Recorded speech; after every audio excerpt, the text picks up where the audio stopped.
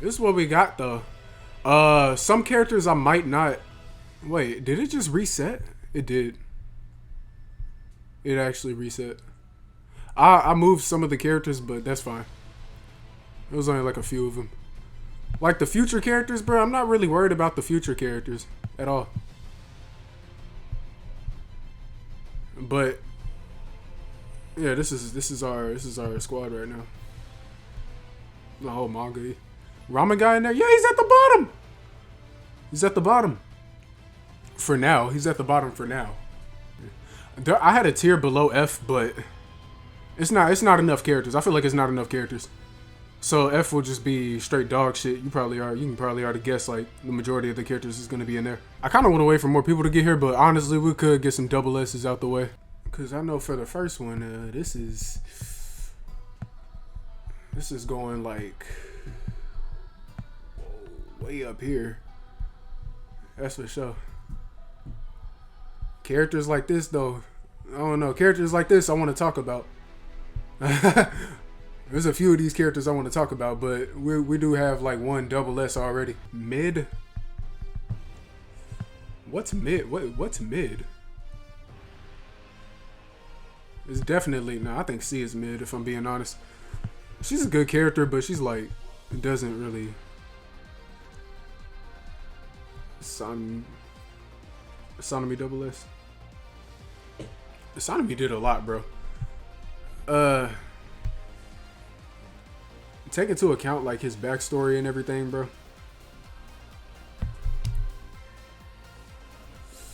Ugh. And then if you fully understand Sonomy, you'll fully understand his actions against like Tanjiro and Nezuko, bro. Cause like I think killing his mom, it did break him in some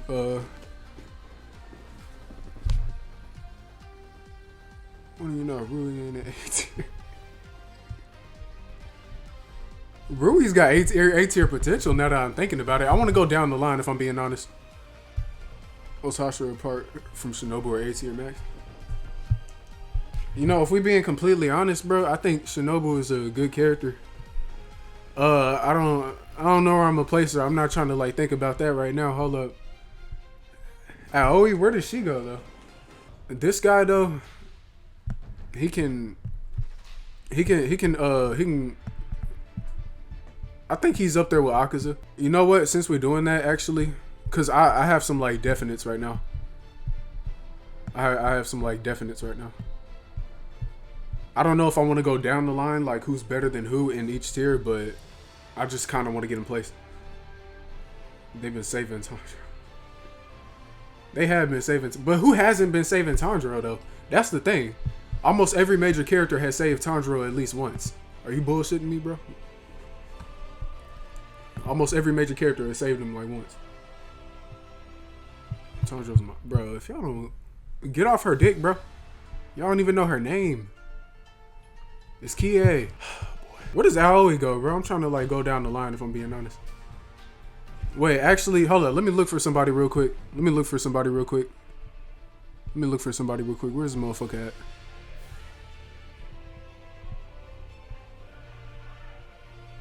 Where? If y'all hear kids screaming in the background, I'm sorry. Oh, there you are, you son of a bitch. Alright, yeah, you get the first F. Hey, yo, this dude, though, funniest character in the entire series. I'm not gonna lie. Funniest character in the entire series. If you know, you know. But, like, being funny is his only trait, though. Fuck. He's like Inosuke's personality, basically. I'm gonna give him S tier for right now. Then we'll, like, get realistic once we start adding more people. What do y'all, hey, real quick. What do y'all give Aoi, bro? I'm thinking around C or B. Like Amane, I like her. She's a character that I like. Like you can like her just like normally, but she doesn't like really have any depth in the story. She has a little bit of depth. Actually, I do like her story actually, cause she did like lose her family, try to become a demon slayer, then just realized she wasn't built for this, and then went down to just working for the Butterfly Mansion. I like her story. It's dope. Married the boy. You give her a low C, bro. Spider family that ain't Rui, y'all go to F. I don't know. We're gonna get to that. What about the... I'm trying to remember the cat's name, bro. Tell me it was cat. Double S. I'm playing. I'm not finna be generous, bro. Some of y'all finna... I'm really finna start moving some characters. Like, realistically speaking. The cat, I like the cat, but, like, the cat doesn't really do much. It does save the Hashira, though. Spider Mommy S. That's facts. Hey, yo, just for right now. Just for right now. Just for right now. Just for right now. Where does the fucking cat go? It did save the Hashira. I think that was like one of the biggest.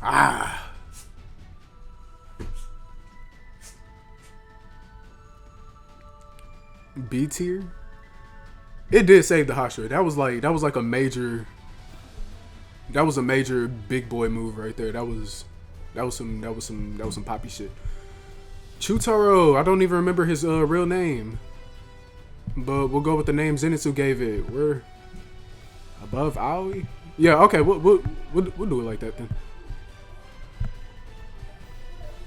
Where does Chuntaro go? Remember, he did guide Shinobu to Zenitsu. He's just there to be cute, if I'm being honest. Hey. Are we bullshitting right now? I think he's just there to be cute, bro. He's a better character than Aoi. He's a better... Bro, Slayer, bro. You got to get off Aoi's dick, bro. She actually has, like, a backstory, bro. She has, like, a solid background. I like her backstory. Slayer, you kind of bullshitting me right now. You gonna put 2 animals over her, bro. Whatever. Cat saved the Hashira. You gotta be above, though.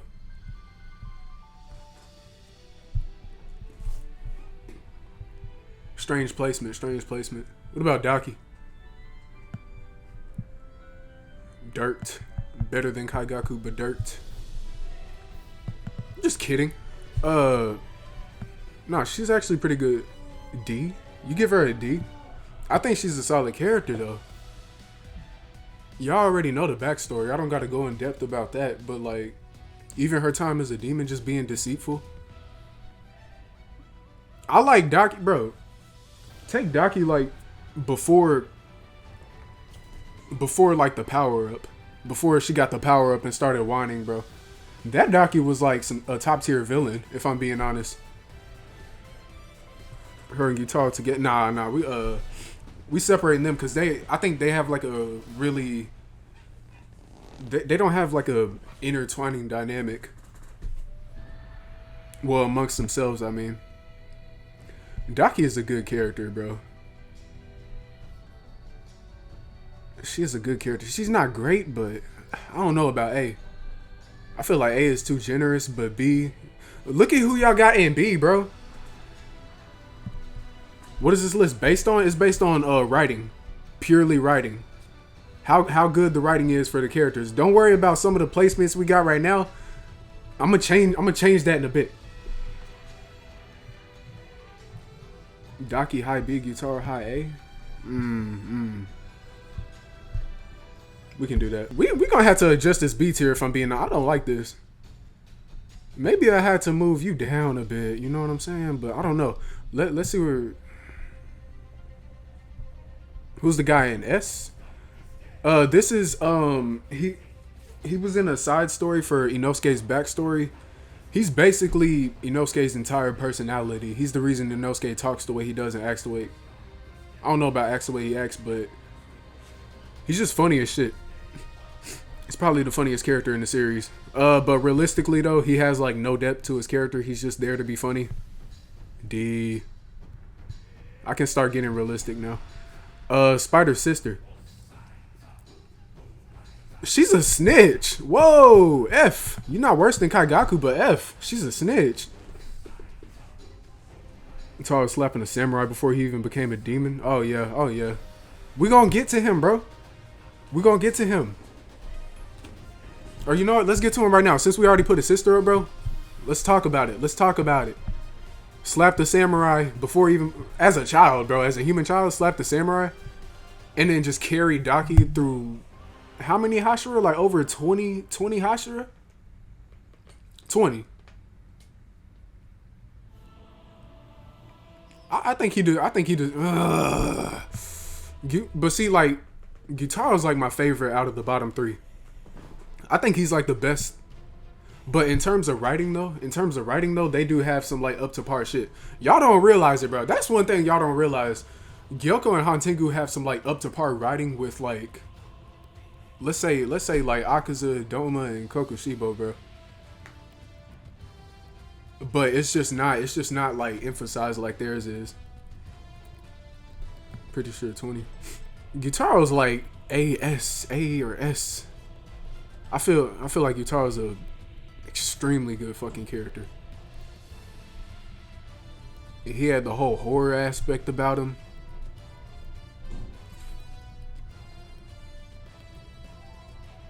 I'm gonna put him in. What the fuck was Hantengu's backstory? Oh yeah, see, that's what I mean. It wasn't like Gyoko's backstory. They didn't show it at all. It was just in the data book. And Hantengu's, it was shown in like one page, but he had a backstory. Yeah, they both had backstories. Hantengu's was like kind of hinted at, if I'm being honest. It wasn't fully explained. It was just like, it just kind of showed you flashes of it. But if you go into depth and actually read it, I don't think it's really that good. Now that I'm thinking about it, I'll explain it once we get there though. I'm the only one who don't have one. I mean, if you disregard the other lower moons, I guess. He does not have a backstory. Fuck. I might have to go reread that shit. Can I like be realistic for a minute? Fuck. Snitch and Skank. Right. Doma. Do I feel like talking about Doma right now? Yeah. Let's get it. Doma. He's a fuck ass character. He's a fuck ass character, but Doma S, he has a really good like, I'm not even finna say story, but he has a really good like just dynamic of a character. His whole like backstory was built off like being inhuman, which is one of the traits that makes a demon extremely strong, which is why he's so strong. And yet he just displays it so well. He also has that god. He has the same god complex that Muzan has, thinking that he's pretty much the savior by cleansing the world, absorbing them into him. I had to run a few things back, maybe. Start earlier. Oh, well, you good, bro. A is decent. Think so. Is Gyutaro better? They're both top tier characters. We finna sort it out, bro. Which means a few of these characters gotta move down a little bit, if I'm being honest. Only downside was that liking Shinobu. Yeah, the simping was kinda that shit was kinda weird. We'll leave him where he is for right now. Imu, where does he go? He had no backstory whatsoever. Imu C tier. Imu boring. Yeah.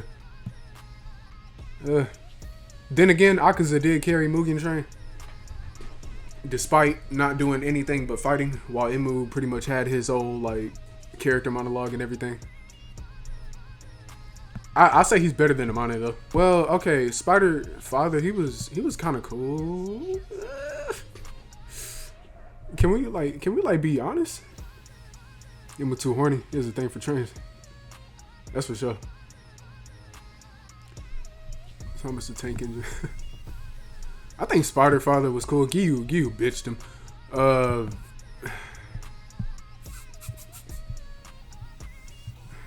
He'll at least get E.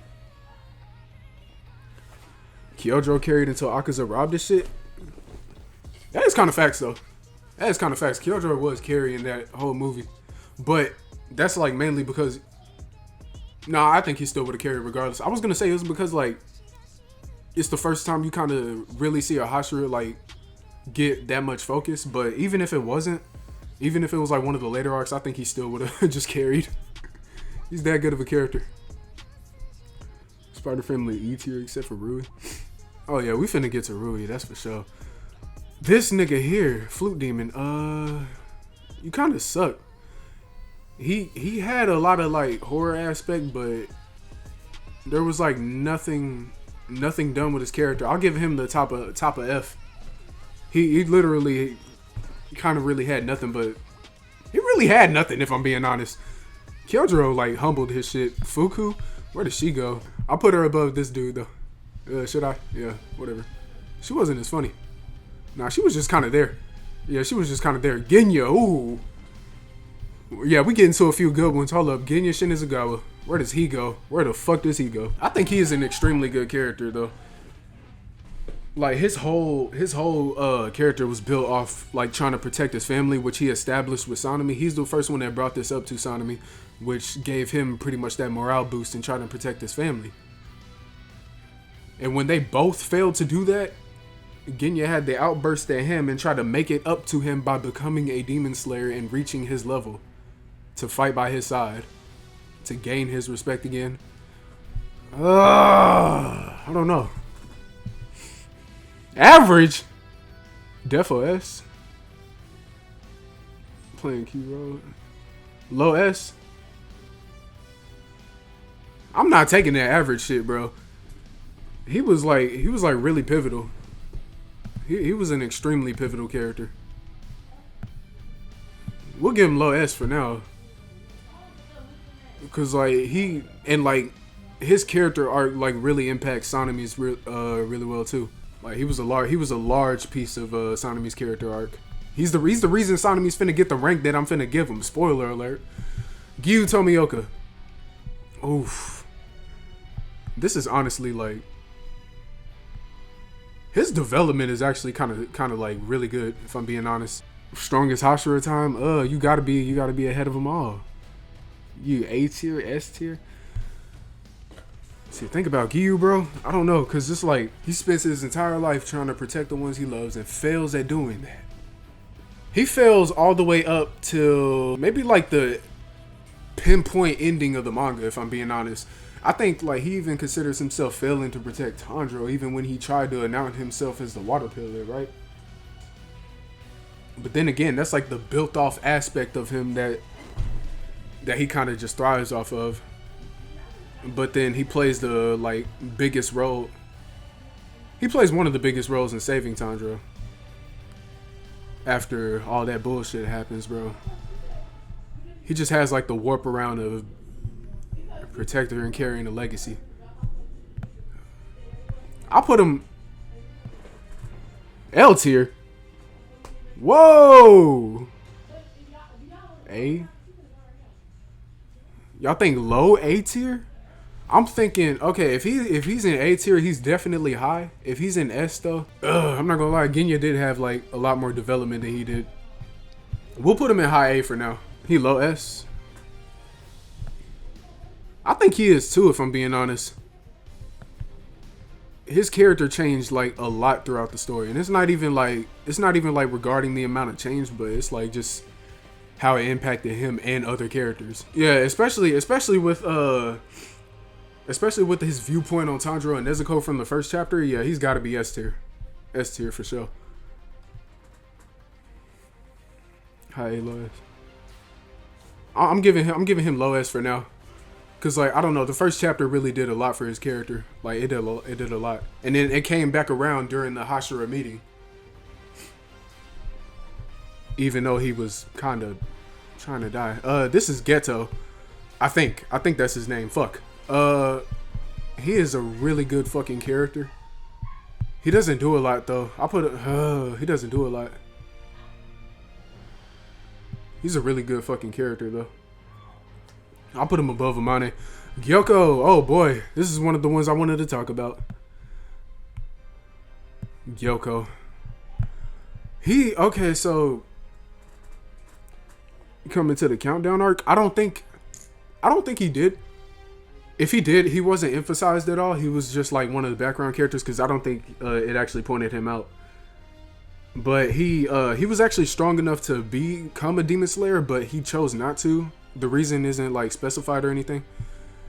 Now, for Gyoko though, so for those that don't know his backstory, basically, while I do that, I'm gonna run it back. I'm gonna run it back. So basically, he had lived on this in this village that was near the shore that was popular for fishing, right? And his parents went out for a fishing trip, but they had drowned. And when their bodies washed up on shore sometime later, he actually discovered it, because when Gyoko was human, his name was Managi, as I had said it before. So when Managi like discovered their bodies, it kind of drove him to insanity to some degree. So he actually grew a fascination with corpses and like fish corpses as well. So once the village like found that out about him, they isolated themselves from him. So he kind of did his own thing until one of the children from the village started like to tease him and bully him because of like how weird he was. And this led to Managi killing the kid and stuffing his body in a jar. So once the kid's parents found out, they took one of those spears that you use for fishing that you like throw. You know what I'm saying? Like pew pew pew pew. They took they took one of those and stabbed him with it and left him to die. So he was just laid out on the ground for like 12 hours, I believe, until Muzan found him and turned him into a demon. And that event is kind of like why he hated humans so much. And one thing y'all gotta understand is there's two major things that can make a demon like upper rank level. Besides Nezuko, I guess, but that's like a different story. But the two major things are one, they have to be like naturally strong, and two, they have to be like inhuman to some degree. And you see this with like pretty much every upper moon, except maybe Daki, I guess, which is why she wasn't as strong as the other ones. So what was I about to say? And one thing I do like about his character design is that since he has like the fucking mouths for eyes, every time he eats humans, every time he eats humans, it looks like he's like crying blood, right? So, and this like reflects on his past too, because like when he discovered his parents' dead bodies, that's what drove him insane. Losing the ones that he loved drove him into insanity, which led to him becoming a demon. So every time he eats a human and you see that like crying blood imagery, that's kind of what it's reflecting on. And I really like that about his character design. They just didn't expand on that like at all in the anime, in the manga. I mean, I hope they expand on it in the anime, but we'll just have to see. But in the manga, they didn't really like do anything with that, so I don't know. Cause like with my analysis, bro, I think he might be like high B or low A to me, but that's only cause he's like stupid, bro. He is stupid as a demon, regardless. Y'all think low A? I'll put him in low A. Better than Daki? Cause like I think Gyoko with every aspect is above Daki, but with what the manga showed, with what the manga showed, he's probably like D or C. But with what with like everything that's like built up for his character though, I think he's above Daki. But it's how you want to interpret it. If you interpret it with like everything that's like that Gotege like made for him, then he's definitely low A. All right, let's move on. Gyome Himejima, the GOAT. This man, yeah, you gotta be. He's gonna be somewhere in S tier. He's somewhere in S tier. SS? Yeah, y'all think double S? I can't argue with it. He's definitely like one of the S's, bro. He doesn't really take pride in like being like the absolute strongest too. It's more like a duty to him. Like it's kind of like Rengoku in a way, in a sort of fashion. Cause it's kind of like it's just like his sworn job to like protect everyone that he can with all the power he has. Even if he doesn't have the power to do so, that nigga's still fighting his hardest. Double S, bro. Can y'all agree with double S though? I can agree with like. I can. Okay, Hyro. Hyro, the swordsman that lost to technology advancement, bro. Is that how I should put it? See, I kind of do like Hyro's dynamic. He fell to advancement in technology, right? And he relied on that as a demon was it out of spite? I don't think it was out of spite. It was out of like it was like part of his fall, really. It was part of the descent of his character. Some of y'all hopping VC, bro. I can't be talking to myself. That was actually like part of his character, like part of his fall was like resorting to guns, because that was like the technology that just like beat him and actually destroyed his honor. It destroyed all of his honor too. And during his fight with Rengoku, he was actually able to restore that honor. Cause like Rengoku actually showed him. This is why Rengoku is S tier. Alright, but I'm not gonna get to that though. We on Hyro right now. Rengoku showed him that like by beating him using a sword against like all of his weapons, all of his like bombs and artillery, that he could still like, you know, his honor is still like as strong as he wants it to be. He just has to live that out. He has to be the living aspect of that. Goku's double F. We're gonna get there. So with that, he actually regained his honor and was given a warrior's death through Rengoku. Oh my god. This man is kind of just like a device for Rengoku. Fuck. He's a really good character though. Where does he go? I don't know if it's above Daki though. Can I move? Okay, look, this is bothering me. The cat was like, oh, yo, who is this? It's me, bro. I just joined from the Twitch stream or whatever, but you should put Haru at what's it, A tier, because he was looking for revenge against, you know, Shinjiro, but he just kept saying, you know, Rengoku. He wasn't being specific, but his entire revenge on like the revenge arc. I didn't even talk about that, but yeah, that's another thing. Hyro's a really good character. Yeah, I think he is. I think he's A tier. Bro, his was it Wolf Beast form or whatever, where he brings up a sword? That's just pretty OP, bro. No cap. Oh yeah, that was OD as fuck. But see, that was like part of the honor that Rengoku had like restored within him though. Like he was able to like restore that honor and actually rise. Like Rengoku actually like helped him. He actually helped him in a sense. He kept him like from falling and helped him like rise to get like a warrior's death, and that was like the final moment of his entire story really. And that is a strong ass way to go out. That's why the fucking Gaidens need to be adapted in the anime, if I'm being honest. True, bro, true. And like, what else? Hold on, let me move these two real quick. Bro, the fact that he was saying like Rengoku, he wasn't saying Shinjiro or whatever. Like the fact that like when he transforms to his like wolf form or whatever, he says, "Oh, is your name Keidro or whatever?" So he at least getting his name right and, you know, showing some respect towards one of the Rengoku members for saying like their first name or whatever. That's pretty dope though. Yeah. That's part of his honor being restored. That's top tier. Cool. Tanjiro's siblings, bro. I'm just gonna consider them Tanjiro siblings. Also, I was gonna say, you could put him like where you have him at? Cause I had to turn off the Twitch stream. Who, Hyro? I got him. Here, actually, no. I got you. I'm finna stream it in the thing too. Tanjiro's siblings, cannon fodder. That's crazy. They're really just there to be cute, like Chuntaro. They're just there to be cute. They're mid. No, actually, they're below mid. They die.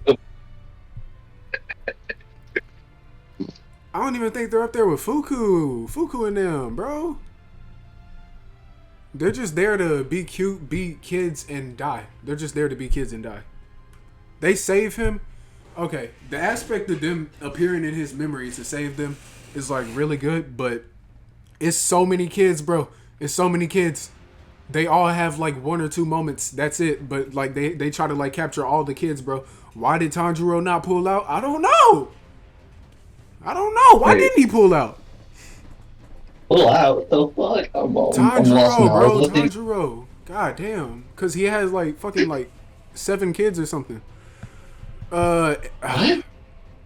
Tanjiro siblings, brother. No, I know, bro. But I thought you were talking about his kids. Like later on, he has 7 kids. I'm like, oh, what? Damn. Yes. Only one like. Gotta go, bro. You don't have to go. Hey, I'm gonna go here a little bit in a minute. I'm gonna put them. I'm gonna put them in D. Just in the middle of a call. Bro, who is breaking up like that? It's just you looking at it. Yeah, I'm about to go. Hand demon. Yeah, I'm about to dip. I'll catch you later, bro. I just came to say Peace. Haru should be like A tier because he's pretty dope, bro. Alright, peace out. Hand demon. His story. He doesn't really have a story. He becomes a demon, kills his brother, gets sad, and gets trapped. That's it. He has no story. You know what? You gotta be like. I'll put Hand Demon above Spider Daddy. Han Tengu. I didn't think we were finna get to him right now. I'm gonna leave him right here right now. His story is built off of like basically lies and deception, right? He spent his entire life just committing crimes and blaming his sinful hands up until he like grew of like old age, because he basically traveled all across like I can't remember his back. He basically like traveled all across Japan just committing crimes. That way he can like change identity and all that. And it was up until he got like old that they captured him and they sentenced him to death. He was actually supposed to be publicly executed before Muzan had found him and turned him into a demon. Now the backstory, it's not really strong, but what makes it strong is his form as a demon. Did somebody just join? Hey, Sparky, what's up? What's up, brother? You ain't finna say shit. All right, but like, What's up? what's good? All right, his let me finish. His character as a demon though is what like really like boost him up like that much. And what's like what I like about it though, like it's like younger versions of himself. And what you notice is that like the younger he gets through his clones, the stronger he becomes. You know why? Because like the younger he is, the more innocence he has. Like especially his strongest form being a child rather than, you know, like himself when he was like in his 20s. His child form being his strongest, you know, that would hold up like the most innocence. And that's like kind of his like his entire character base. He kind of like just like is built off of that, which is why his main form is kind of like fear and cowardness. He's in fear of being caught and actually has like he actually had a mental illness when he was human, which is why he was like believed himself to be so innocent. Beats having your parents die fishing. Yeah, actually I'll put him above Gyoko. I'm not giving him S though, cause they didn't really expand on that a lot. Sparky, bro, what's good, bro? What you think? You think A is a good spot for Hantengu? Oh yeah, it is a good. Based on his story and what you just said, I believe he's an A character. Yeah, I don't think he's S because it's kind of like just too based on his demon form, but definitely A. Which one is this actually? Okay, actually, Which one? Okay, so the Ubuyashiki family, there's two older sisters, 2 younger sisters, and the boy. Now the older, okay, I want to rank the older sisters and the younger sisters the same, with a little twist. But this is Hinaki, I believe. So Hinaki is one of the older ones. Actually, no. Let's do both the older ones, because they do the exact same shit in Nichika. So Hinaki and Nichika, they were boy did the most. Yeah, of course. But I think the older sisters, let me explain what they did. They were there for the Hashira meeting. They accompanied him sometime before that. I think around the time he had sent out Giyu and Shinobu. And they were there when Muzan met Kaguya. They were he actually let them like play around. They were like they got to be children for once, probably for the first time in their entire life, and they were just like playing with the ball up until But I don't think this puts them above. I don't think this really puts them like above Amane. They don't really do much for the story. Where's the other one at? Because I want to put them in the same. They don't really do too much for the story, and I think Amane has like a better background to her character. They have no background at all, actually. No, they don't. They're just there like to serve their purpose, and they do that. Yeah, but at the same time, we gotta remember they played an important part by the end of the story. Well, being part of that diversion. But I don't think that puts them above Amane though, because it's not like they came up with it. It's kind of like they just like went with it because they know that that's their responsibility, that they have to like live up to the previous masters and all that.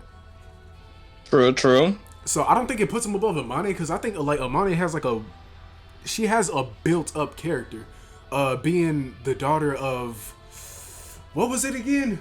Full on. So we're gonna get to Kiria, bro. We're gonna get to Kiria. Hinatsuru, where does she go? We already know enough about her. Where does she go?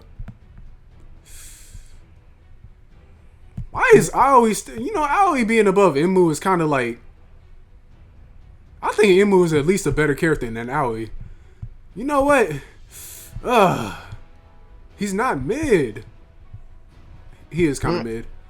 Yeah, I would consider him mid. We got no backstory for him. Yeah. He's just there, bro. Yeah. His powers are cool, but he's just like, he's just weird.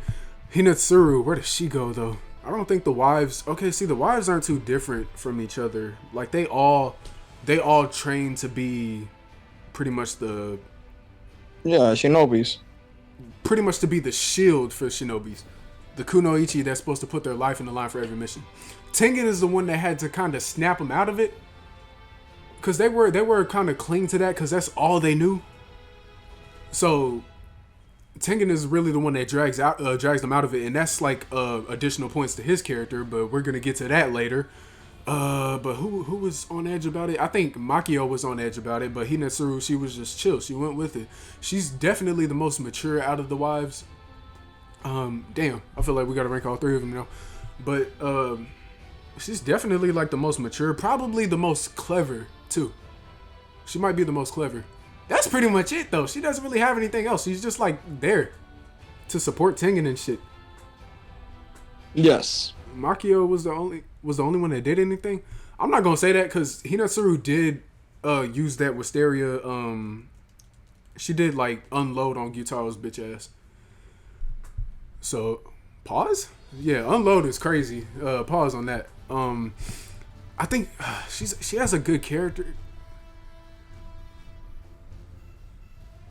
individually, because I think the wives all together definitely like guaranteed B. Maybe even like higher, but I think individually, bruh, I can put them above Enmu. Like, yeah, they gotta be. I'll say bottom of B tier. I'm gonna say bottom of B tier, but all of them together. I can say yeah. Yeah, all of them together, they're probably like towards the top of B tier, but I'll put them at the bottom of B. Okay, so Granny Wisteria, forgot her name. She was really just there just to house. I mean, okay, so the whole point of her character is to house demon slayers because it's a generational thing of her family because they got saved by demon slayers. So she's just kind of playing her part. It's just like these little girls. Why did I put them above? Actually, I like them. Damn, I don't know. She has like a really good character in the story, but like she has no emphasis. She's gonna serve to the plot line, basically. Yeah, it's kind of just a plot point thing. I'll put her above Fuku.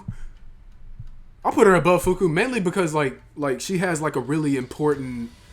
Her character is really important in the world of Demon Slayer. It's just not shown like at all.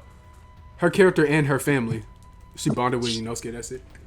Yeah, but since she's below mid. This bitch. You can actually. Damn. You can go above the snitch. You can go above the snitch. Haganeska. You know, if they used like a picture without the mask, you know, I would definitely put him in double S tier. It's fine. I don't know. The whole basis of his character is that he's always had like a shitty attitude, but he's a very talented and dedicated swordsmith. Yeah, thank you. He's very talented and dedicated. Like being able to take blows from an just being able to take like some lethal blows and like still just like focus on his craft to help Tanjiro, because like the whole point, like he really does want to like be of use to Tanjiro. He doesn't show it at all, but they did hint at it like at one point. Like he really cares about you know, keeping a sword in Tanjiro's sheath.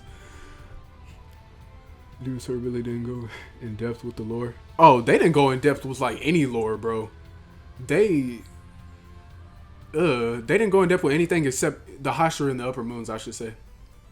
Because like that's why when you talk about Demon Slayer, people are always talking about like just the Hashira and the Upper Moons, because those are the only characters that you basically get the full understanding of. Besides like, let's say the Kamaboko squad. Haganezuka though, he's I think he's a really good character, mainly because of his dedication and motivation. But that's pretty much it. Bro. Other than that, he's just comedy relief. I don't want to. Nah. He's definitely. If Hinetsuru is up here, bro, I'm leaving him up here. We should do some spin-offs.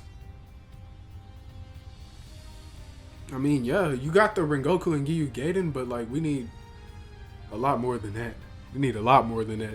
Demon Slayer has a very like, it's probably one of the most interesting worlds in modern anime or manga. But the biggest flaw is that it just doesn't have enough expansion. So, but if you really go into depth, it's actually like some top tier shit.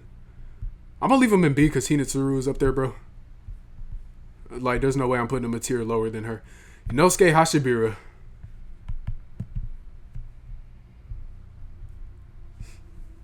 I would definitely put him anywhere between A and B. A and B. Look, my main problem with him. Oh shit! I didn't mean to shake the camera. I'm good. My main problem with him is he doesn't get like the ups that Tanjiro and Zenitsu gets. Tanjiro gets like, you know, awakens his mark and improves with Hinokami. Zenitsu gets Godspeed. Inosuke just does a saw move. Yeah, but you gotta give him props because he created his own breathing, which nobody saw. And he's talented with fighting. We're going to get to that. I'm talking about the impact moments of the story, because Tanjiro and Zenitsu's impact moments correlate all the time. When Tanjiro accesses he enters Supreme Territory, gains the see-through world, cuts you-know-who's head off. I don't want to like just blatantly say everything, but you know, he just cuts the head off. And then Zenitsu, he uses his like fucking 7th form, you know, blitzes a fucking upper rank. Whether he was like underdeveloped or not, it's still an upper rank. Kagaku was like still extremely strong. Inosuke, he did put bodies on like the strongest demon out of their fight, but like he just throws his katanas, bro. He needed something bigger than that for his character. Doma didn't even care about him. Xia did. Like, yeah. I don't blame him because he was raised by himself in the wilderness. He didn't got a proper training like Tanjiro and Zenitsu, where they actually somebody to train them. Yeah, and like growing up in the wild, you know, being able to survive on your own. It's nuts. It's kind of nuts. How did he was able to discover breath techniques without actually training? He never had a master. He discovered breath techniques. He was able to like, I don't know. It's kind of strange. And his cores are unique to him because, you know, it did change the cores for the entertainment arc. Right. Inosuke's a pretty weird character. Yeah, he's weird, but we gotta give him props. He is smart. He does get his props though. Yeah, he's got it where it counts, definitely. And he has a huge, him and Kano and Shinobu, they have a huge dynamic with Doma. Like, and I'm finna talk about all of them actually right now. Cause like the main part about their character is they mask themselves, right? They mask their true personality. Kano, she is emotionless. She doesn't show any emotion. Inosuke, he puts himself behind a boar mask. Shinobu, she puts up a fake smile to hide like her pain from everyone else because she wants everyone else to feel the way that she felt when she was younger. And Doma, he actually puts on the mask of like emotion over his like true emotionless self. And like when those dynamics collide, Shinobu shows anger for like the first time. It's like the first time we see her show like visual anger, and then it's the first time we see Kano like show like multiple different emotions. It's like, and then you get like a full on fight with Inosuke without his mask, and you see him actually like just cry and like break down and shit. Like it's a clash of the mask of personalities. The dynamic with Doma is extremely strong for Inosuke, Kano, and Shinobu. I put him at the top of A tier, or well, for now. Okay. I think he is like really good in that. Stop Tanjiro from killing himself. Yeah, that's facts. Next up, we got Jigoro. This is gonna be an one. Huh? This is gonna be an interesting one. Okay, look. Okay, so Jigoro, the Thunder Hashira, he most likely fought in Upper Moon. I can't see him losing a limb because losing a limb put him in retirement. But he did become a Hashira. He became a well-respected Hashira, meaning he was able to reach his prime. So the only thing that would be able to stand against him would be an upper rank. So it ain't no telling which one he fought, but I'm pretty sure he did fight one. He survived probably because of the sun. The sun came up and they had to flee. But I don't know. And the whole dynamic with him, see, that's like the whole backstory part. Go into his arc with Zenitsu, which is like the strongest aspect of his character. He's able to like he drags this boy that's in depth because he sees that he can drive out this talent from him. He can drive out talent from anybody. Like this boy that might be seemingly like just talentless or worth absolutely nothing, just weeping on the ground. He dragged him in, trained him, taught him how to train hard himself. He actually he's the reason like Zenitsu trains so fucking hard. And even though he was only able to master like one form, see this is ups on Zenitsu's character now. Even though he was able to master one form, he still saw that like heightened potential within him. The fact that he could master it beyond that, take it to the next level. And Zenitsu does this multiple times actually. It's kind of stupid like the amount of times he like ups it. But that's pretty much it. And then once he finds out, like he had the equal, but see the thing about him, he had that equal amount of belief within all of his students, Kagaku included. So when Kagaku became a demon, he like that shit broke him. That's like if Zenitsu became a demon, he would have been just as broken, like deserving to suffer. He puts that on himself. That was a chip on his shoulder. So like if one of his students falls to the dark like that, that's on him. He took full responsibility for that and decided to suffer because of it. That I don't know. That's like a really strong state of mind for his character because a lot of characters wouldn't come close to doing that. I don't know. Oh, he's really good. He's a really good built character, but it's kind of like Gyoko, because like Gyoko without like the full depth analysis of his character, he's like really low in the tier list. But if you take all of his aspects, he's actually kind of high because like he has a really good character build. Jigoro, he has a really good character build as well. I'm thinking high B or lower A. What do y'all think? We should keep it a high B for now. Yeah. Yeah, high B sounds right. So if we're applying I want to apply every aspect because a lot of these characters have very, very interesting details about them, and I'm gonna include those. I'll put them low A. Low A is fine. Okay, Kaguya, Ubuyashiki. Kaguya, where does he go? I want to say low B, only because he's was basically set the whole Demon Slayer in motion for believing in Tanjiro and Nezuko. That is true. I would at least have to put right here for now. see, think about him. So he's carrying out his duties. Like this is something that happens within every generation. Because based on what we saw, we can say that if it was another master, Tanjiro would have been killed, and Nezuko too, because a demon slayer and a demon cannot work together. That is the code of the demon slayer. But he had faith in Tanjiro and Nezuko that they will be able to change the fate of everybody's. Thought he was a demon spy? Nah. Okay, so I think you are underestimating the Ubuyashiki family just a little bit, because if you, but see, we haven't seen any of them except for the one back in the Sengoku era.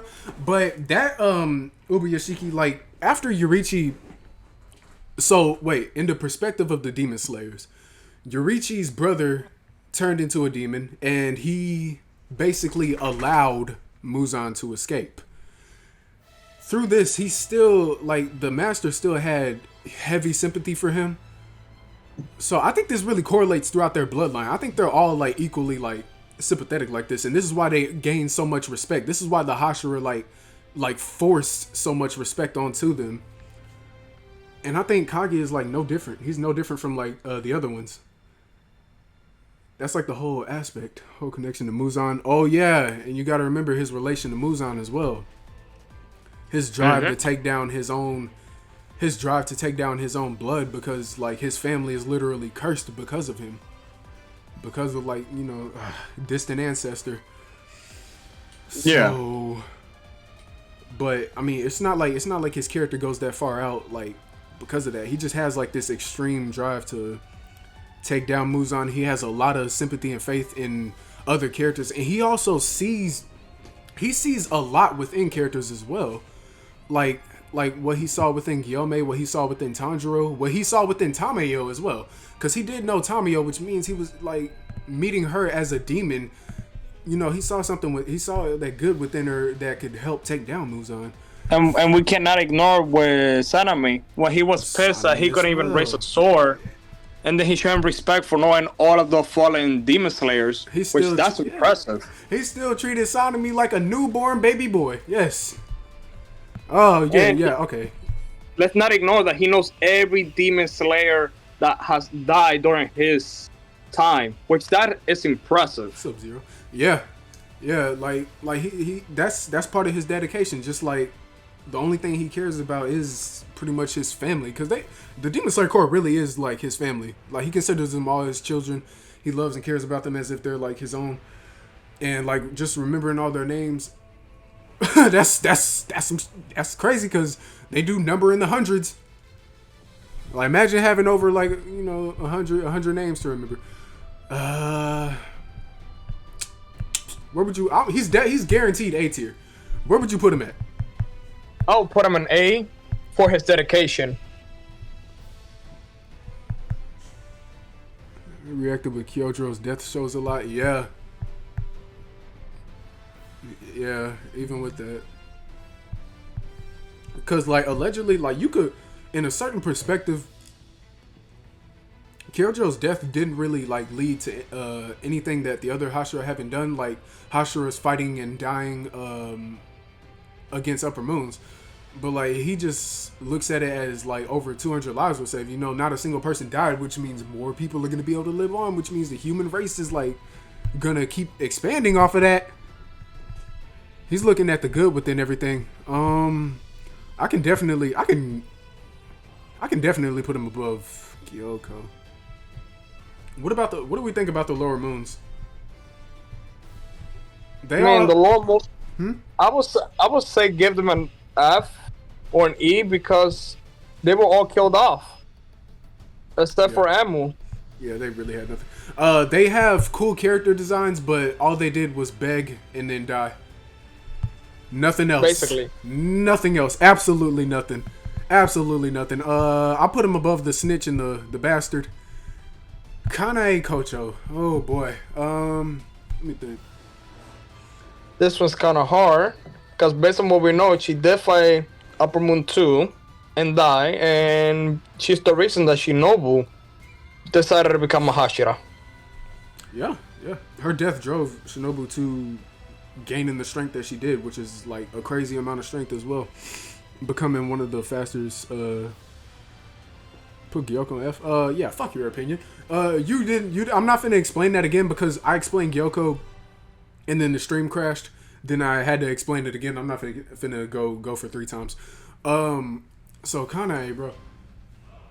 I mean, it ties in with Shinobu. You know, she lost her family. She got saved by Gyome, and through that, I think she actually had an admiration for Gyome's like strength, which is why she decided to become as strong. She like her aspiration was to become as strong as Gyome, so she could protect people just like he did, quote unquote, just like he did, which led to her becoming a Hashira, and she kind of just had like this sympathetic vibe about her.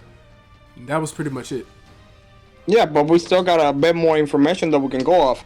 She's different from all the Demon Slayers. We can say that for sure. Because she was trying to be friends with demons. Because she thought there's some good demons out there. Yep.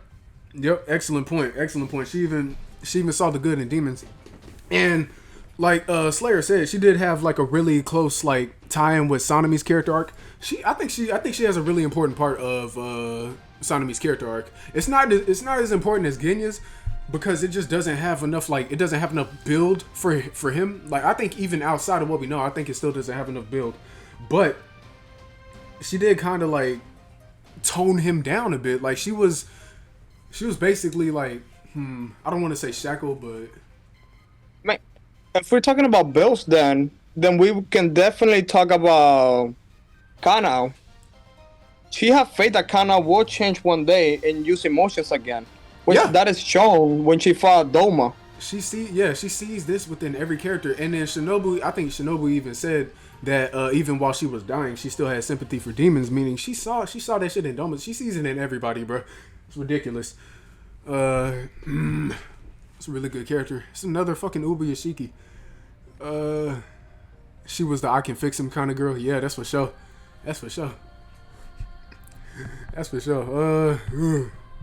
I'll definitely put her above.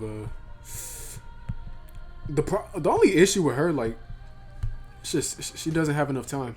But then again, I wouldn't put a tier below Jigoro. I mean, at least Jigoro, we got to see some scenes with him.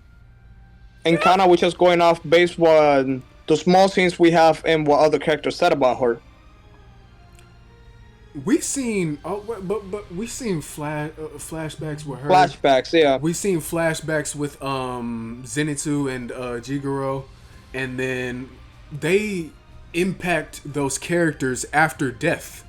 Like you see her bringing Shinobu up to her feet to fight again, giving her that extra drive. We see Jigoro actually appears like multiple times, but we see him just like giving Zenitsu that final blessing to just go ahead and toss away his bond with like sever his bond that he wanted to build with Kaigaku, which was his other student, which he cared about like another son. They both kind of have like the exact same dynamic. I'll put them together. Yeah, that was just like part of that good that she saw. Okay, so she's definitely in the same tier with Jigoro. How you want to place them is up to you. Whether you want one above the other, it doesn't really matter. It's up to you. Okay, now we're getting to Kanao. Damn, back to back. So, damn, Kanao has like a lot of character building. Complex character. Very, very complex character. Super complex. So she really, she kind of just. She's emotionless, right? And she grew up. Yeah. Well, no. Because like she saw like witnessing all her siblings die and stuff. Because she did have a lot of siblings. She did have like a lot of siblings, and through that she actually learned to like just not do anything. Like she physically ridded herself of emotions, and strictly just followed orders, and that's what she kind of manifested through her own well-being. And even after she got saved, she kind of stuck to this because it was all she knew, and it actually helped with her training too, because able to kind of drive herself without feeling any type of like drawbacks, which is why she became as strong as she was. She was actually stronger than the Kamaboko squad for the majority of the story. I mean, she did have a lot of talent, but she did have like a really huge drive as well. But through her fight with Doma, like I explained, she was able to like kind of unmask her emotions, same as like Inosuke and Shinobu. And with that, she leads with that throughout the rest of the story. Like after losing her because she lost one sister and she didn't know how to react. As soon as she lost her second sister, she was able to like kind of just like feel those emotions just pouring in, and she was able to avenge her because of that. And also by having faith in that her plan would work. You know, you already know what the plan was. She flips coins. E tier. Let me continue. But damn. But even through what's up? Even through that, you get at the end of the chapter, which I was saying too much. Remember, she played according a key point at the end to cure you know who at the end of the story. Yeah, and that's kind of what the Doma fight kind of like sets up for her, because through her like unlocking, like let's say unlocking her emotions, she was able to find her purpose, because like through Doma fight, she realized Kanae's purpose. She realized Shinobu's purpose, which was like a major part, like Shinobu's entire purpose of that fight, which helped her win. Then she realized her own purpose at the very end of the story, and she lived that purpose out and saved the world. So yeah, she is A at the very least, but she might be S. I don't know. She doesn't stick around a lot. I mean, I will give her an S only because her character development. It went from not talking to being shy to getting her confident at the beginning of the district arc, if you remember that. Yeah. And she had a lot of confidence, and then she played in a key part in the story to defeating Musan. Yeah. Damn. So it's that complex character that makes her an S tier. That's why I gotta give her S. Yeah, I understand that, because like she doesn't like see the thing about her and Inosuke, because I have them like really close. But the thing about her and Inosuke is Inosuke's character does not change. It doesn't really change that much throughout the story. Like he's kind of like still that silly boy that he was at the beginning. He does have some development, but he's still himself. She has a lot of development. Like she is a completely different character by the end of the story, and it is actually written beautifully. So yeah, definitely S tier. Definitely S tier.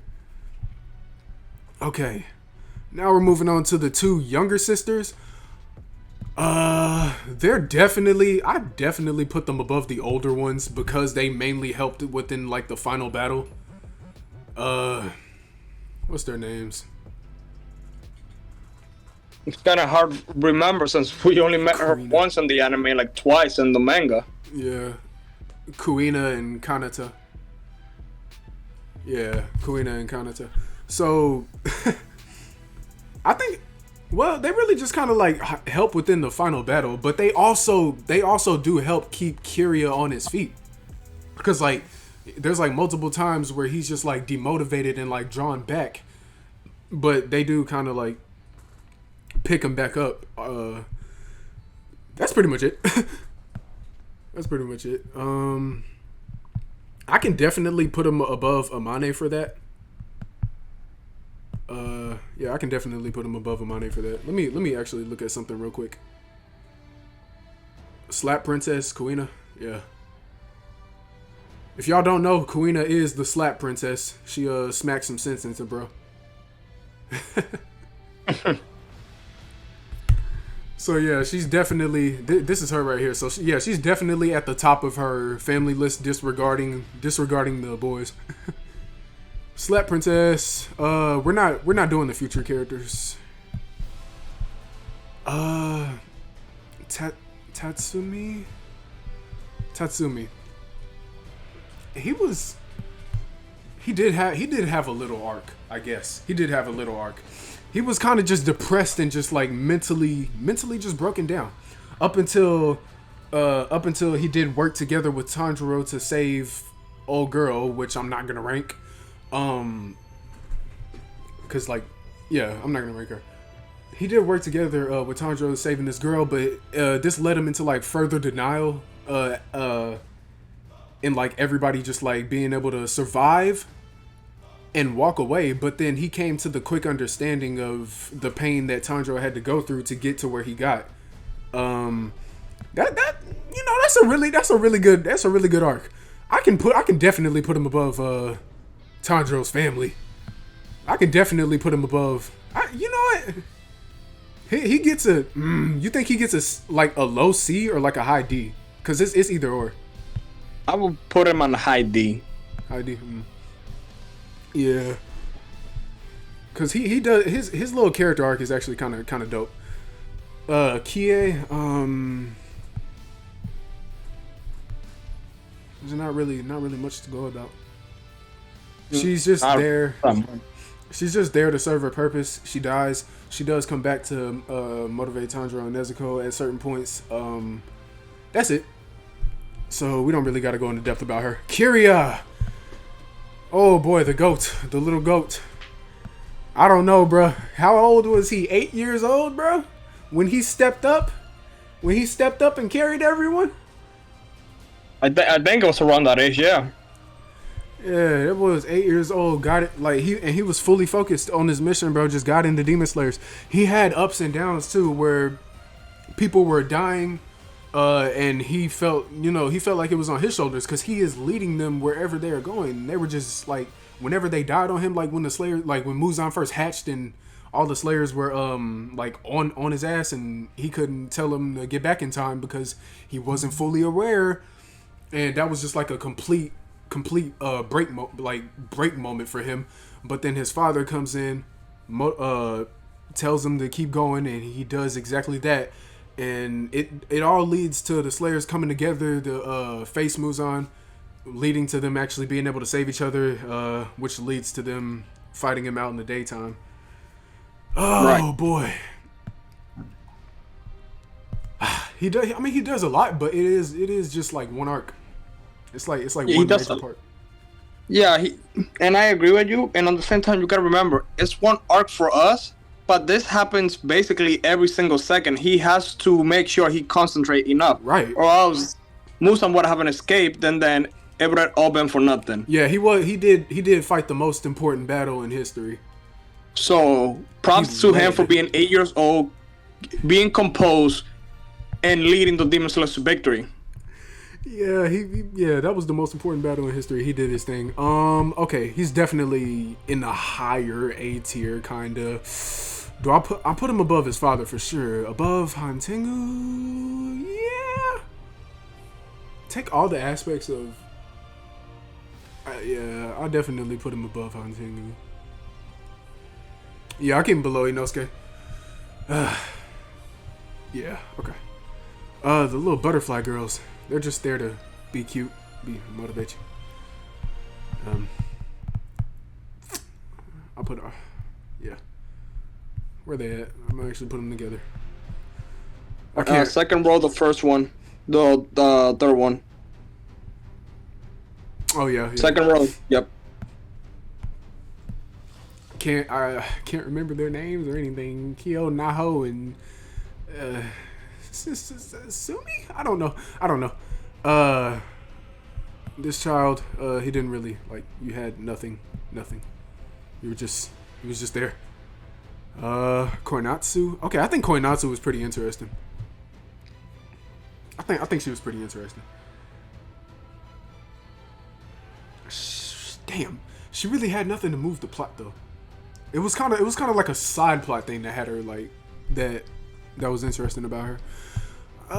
She'll go bottom of C. I think she's interesting enough to go bottom of C.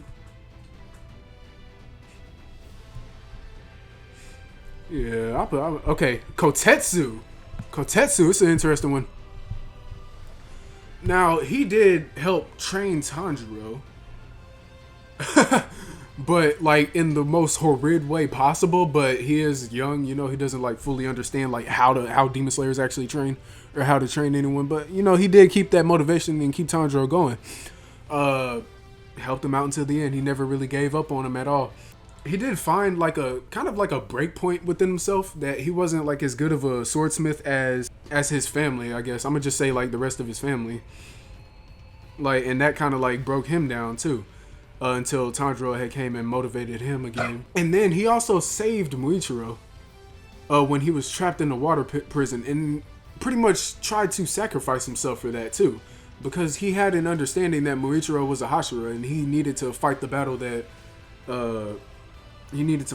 pretty much. So he was willing to sacrifice himself for Muichiro. He almost did. He took a stab wound and still gave him like the amount of air he needed to perform a breath technique to escape, and that was pretty much it. Let's keep it on a low B for now, cause like you made fair points. Yeah, I'm gonna keep it at a low B. I'm gonna leave it at that. Okay, who is this? Kotaha Hashibira. She took care of Inosuke. That was pretty much it. And by the time she had realized the truth about Doma, her first instinct was to protect her son. In which she did everything in her power to do so and sacrificed herself to do that. And that's basically it. And if we want to take this more in depth, What's up? she indirectly helped the fight, because if she didn't sacrifice Inosuke, there's no way that Kana would have beat Doma. Right. So she indirectly saved the day too by doing those actions. Right, though, and that's what's crazy though, because it came back on Doma, because like Doma's the one that initiated that shit, and through her saving Inosuke from him, Inosuke came back to body his shit. So I'm putting her in B. So yeah, I'm putting her in B. I'll put her below Kotetsu because she doesn't like. It's kind of just like one pivotal moment compared to like what they have. Oh, this is interesting. Koyuki. Koyuki is a really good character for Akaza at least, but her character revolves around Hakuji and Akaza. Her character is pretty much like half of his abilities. No, actually, all of his abilities are based on her. All her abilities are based on her. Yeah, all of his abilities are based on her character. I think her compass needle is her hair clip, if I remember correctly. Yeah, it is. So she kind of just I don't know, cause she built Akaza. Akaza is definitely, I'm claiming this now. He's the best written character in Demon Slayer, and she plays a major part in that. Twice. So I will have her at least in low S or in high A. Yeah, I'll put her in low S. Yeah, because Akaza would have not been written well if she was not in the picture. She basically saved them twice. Yeah, she saved him twice. Yeah. His story is like based on her. She is the majority of it, and she is the reason he's the best written character. So yeah, definitely S tier. Even if she's got to be at the bottom. I can't remember their names today. This is Inosuke's swordsmith. Yeah, he's a really good character. He's just mid. Okay, Kyogai. He is a very interesting character and story, but I'll definitely put him above Aoi, like for now. But like, Kyogai actually has some like story and some character building around like his entire motivation and action. Plus, he is a fallen Kizuki trying to reclaim his place. So I think that's also a good addition to his story. So yeah, I definitely put him above Imu. Oof. Makio. Really, I can just put all the wives together if I'm being honest. Because everything I explained with Hinatsuru ties in with them. They have like very minor differences. I definitely have Hinatsuru as like the best written wife. For sure, because like Makio and Suma, they're both more on the comedic side. Whereas she's kind of like more on the...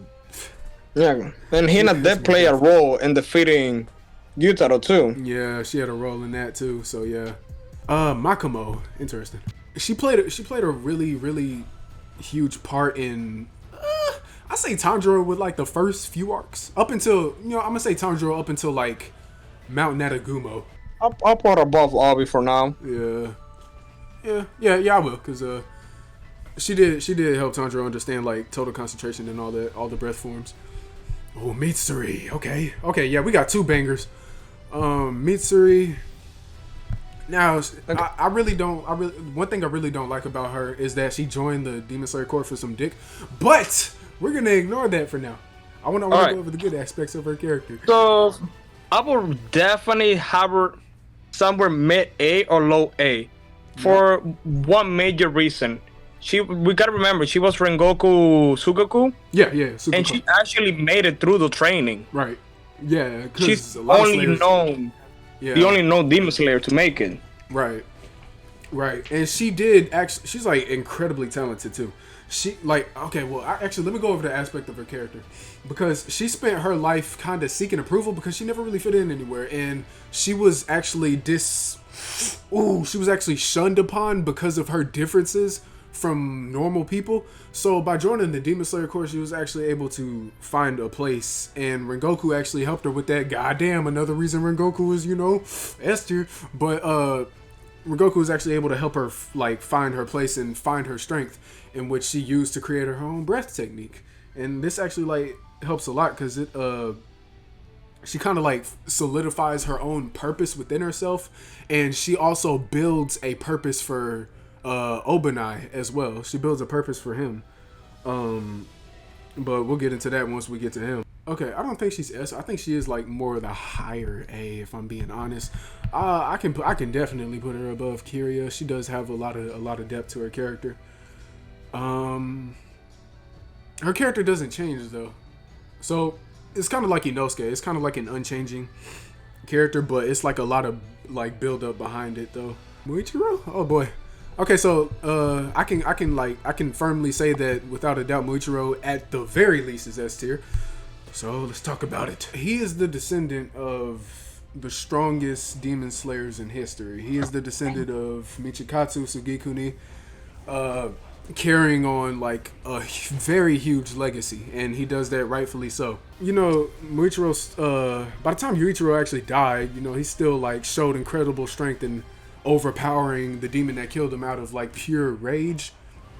And this rage outburst was actually Muichiro's fall into, it's not madness or anything, but it was a fall for him, because like with every blow he struck that demon with, he lost part of himself, because he had lost his father, his mother, and then his brother, and he was just losing himself too. When he killed that demon, he was killing part of himself, and that's when he decided to go back to his brother and die with him. But Amane did save him, and he ended up becoming a demon slayer. He was going to live the rest of his life for only one single purpose, destroying demons. Yeah, And but he let's not forget to that he had character development. He went from basically a clueless fighting machine with somebody with emotions, because once he regained his memories, he did cry over Rengoku's death, even though it happened a while back. Yeah. And he helped the demon slayers get their demon marks. Yeah. And he had a time where he was fighting the Upper Moon 1. He was the first one to meet him. Yeah. Oh yeah. Wait until I get to that. Oh boy. Yeah, I gotta discuss Muichiro for sure. So, yeah, even with that, like, he is kind of like just this this emotionless machine, just like set on one goal, just destroying demons. And by the time he finds himself, like, and this is like what's beautiful about him like awakening his mark, because it was the change of character for him. He actually had to find like a truth within himself, and through awakening his mark, he actually like describes himself as like the Mu and Muichiro is the end in infinity. And he like, this is where his character just like skyrockets, because he finds that motivation, he finds that like those memories to actually find like his true purpose, basically. Find his true purpose. His true purpose is to protect and carry on his family's legacy. He's because in his eyes, he's carrying the legacy of his father, mother, and brother, but in reality, he's carrying the legacy of the birth of like the strongest era of demon slayers, pretty much. And that's another huge aspect about his character, and he ends up being the only character taking down the Upper Moon on his own for the first time and at his age. we cannot forget to mention Yeah. that he is a clever fighter. Oh yeah. One, because he has missed breathing, Oh yeah. and number two, the way he dresses, his baggy clothes, esos demons can't see his joints move, so they Right. can predict his next move. Right. That's smart on He's its using own. that against him because he knows demons will underestimate him, and he explains this against Gyoko too. Like, living for centuries, your senses have dulled. God damn, I'm putting him in double list. All right, this one, you go down here. Murata, double S.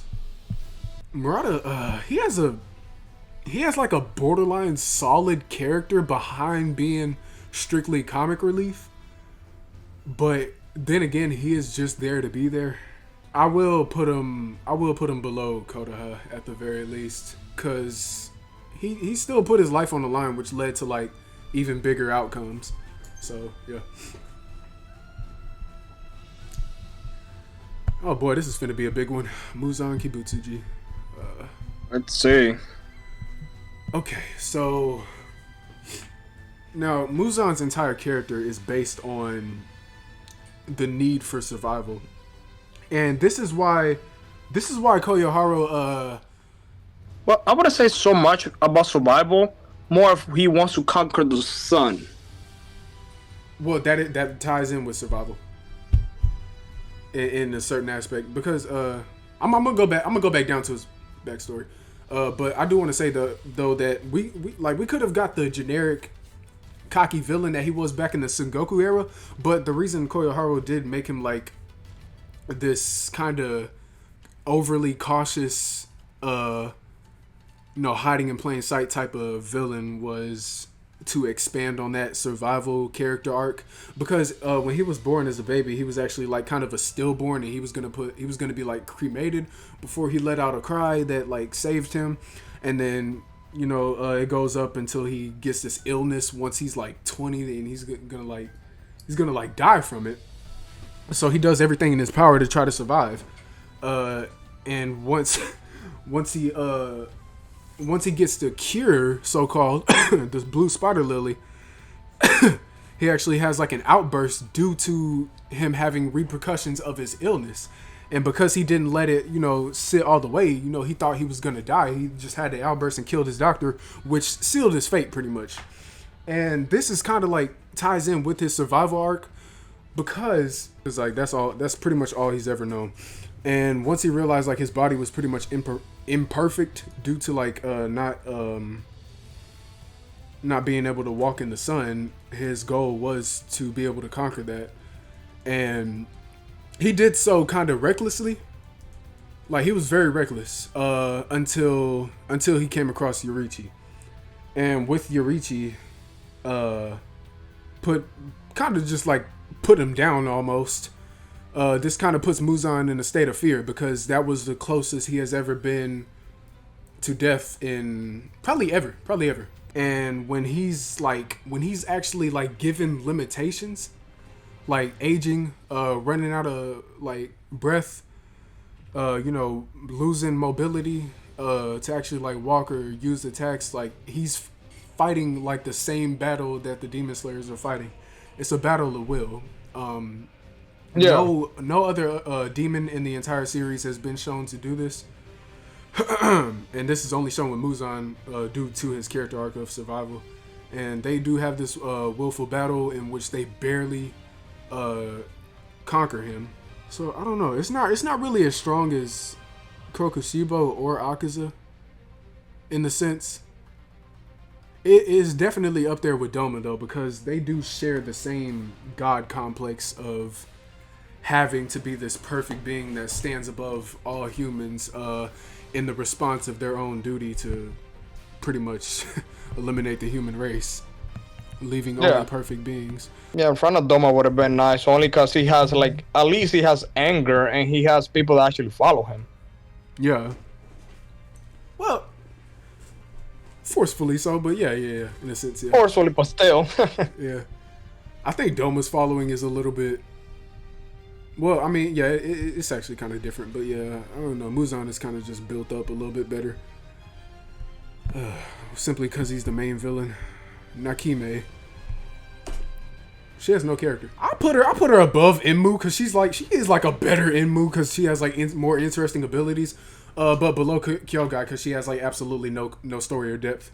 Nezuko Kamado. Oh boy. Every time she has any type of adaptation or mutation within her demon form, it's always because of her bond with Tanjiro. And like her willingness to protect him pretty much. Even like in the battle against Rui when she forces herself to unleash the blood demon art. The battle against Daki, she pushes herself to awaken a form that's actually capable of standing against her.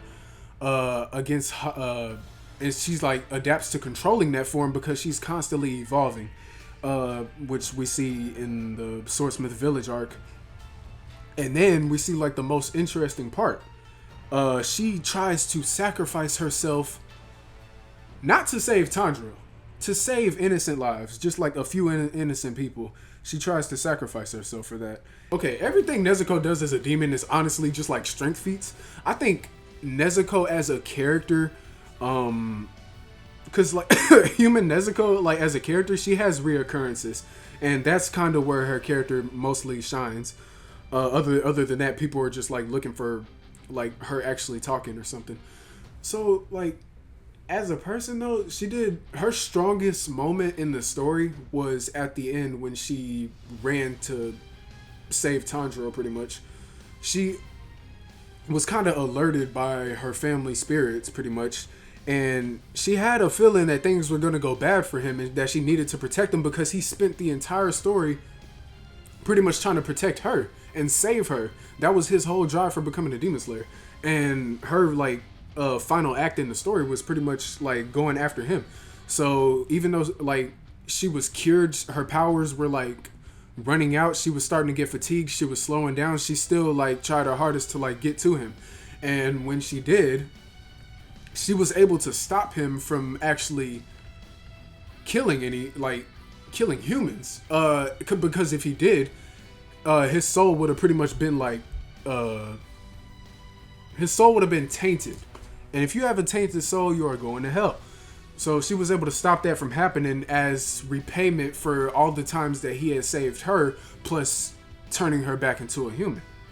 So yeah, that is a really strong part for her character, and she just kind of clinged on to that, even with all the damage she was taking, because she was a normal human at this point, a normal human with no type of durability stats or anything. He was clawing into her, even when he like did his like blood demon art or whatever. She like put her body in the way.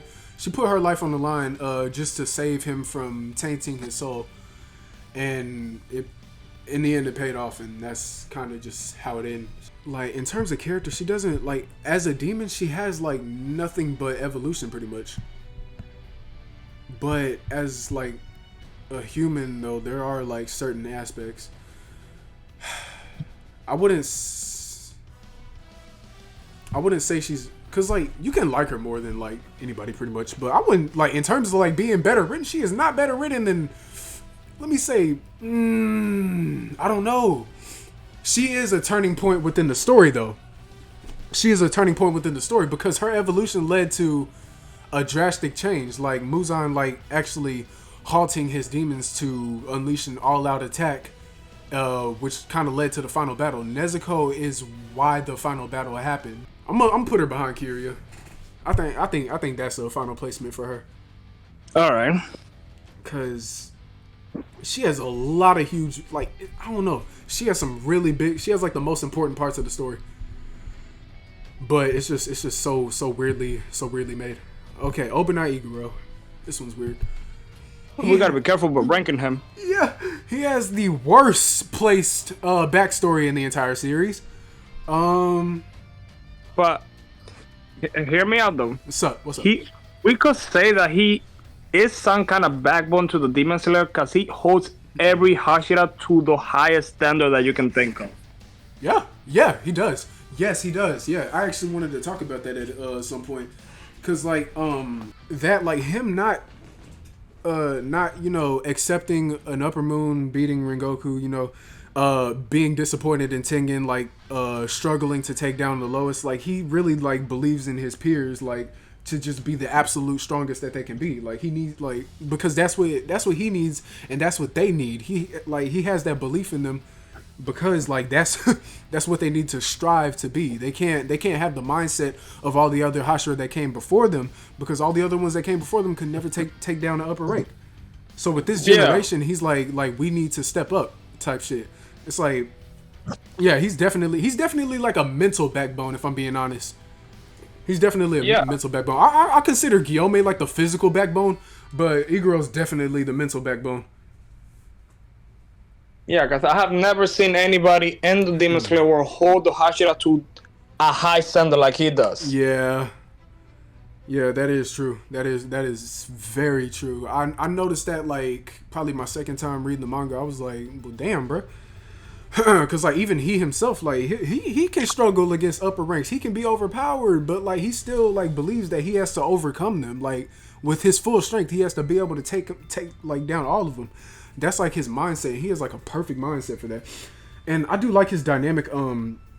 Well, actually, a dynamic that's not really built upon, but like with Kyojuro, I guess that he kind of had being saved by the Flame Hashira, Shinjiro. Yeah, which did lead to him training to become a demon slayer. But another part about his character is his like his distrust and kind of spite towards women because of like his own family pretty much selling him as a meal to kind of just ascend off of. He was a stepping stone in his family. And through him actually like is like trying to escape, trying to save himself, through him trying to save his own life, he killed his entire family. That's like in his perspective, through trying to save his own life, he killed his entire family, and he had to endure that through one of his cousins who had like went off on him because of that, and they weigh him down to the point where he considers his own self like just tainted, pretty much like just irredeemable. And that kind of just led to his distaste with women, but then he kind of just like saw the good in Mitsuri. Let me go back to the actual page for that. His character has really good writing though. Does he have better writing than Mitsuri? I think he does. Does he have better writing than Inosuke? I wouldn't say what about Mystery? What about this? Because Mystery more like the sunshine of the Demon Slayer, while he's like the opposite. Like everybody's afraid, like yo, we cannot mess up. That is wrong. While Mystery is like, okay, we can mess up because it's alright to accept failure, but we can overcome this.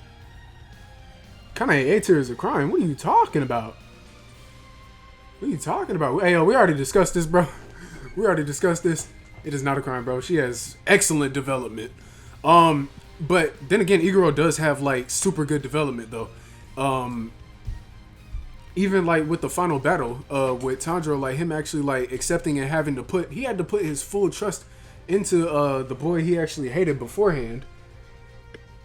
This I don't know, it's just like builds off a lot for him because he does have some like major trust issues due to his backstory. And having to trust the boy that he like despised so much, which kind of led to their victory. I don't know. That does help a lot for his character. Do you think that puts him above? Would that put him above? I think he's definitely above. He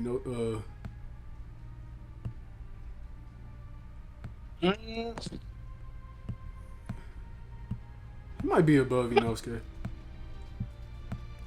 It will be a might. I would just say Inosuke will still be above only because his comeback abilities and the way he is and the way he fights are saying Inosuke is unpredictable. You cannot predict Inosuke, how she's gonna act, what she's gonna do, which that is what brings Inosuke's comedic moments. Yeah, but okay. But in like the writing, in the writing aspect, though.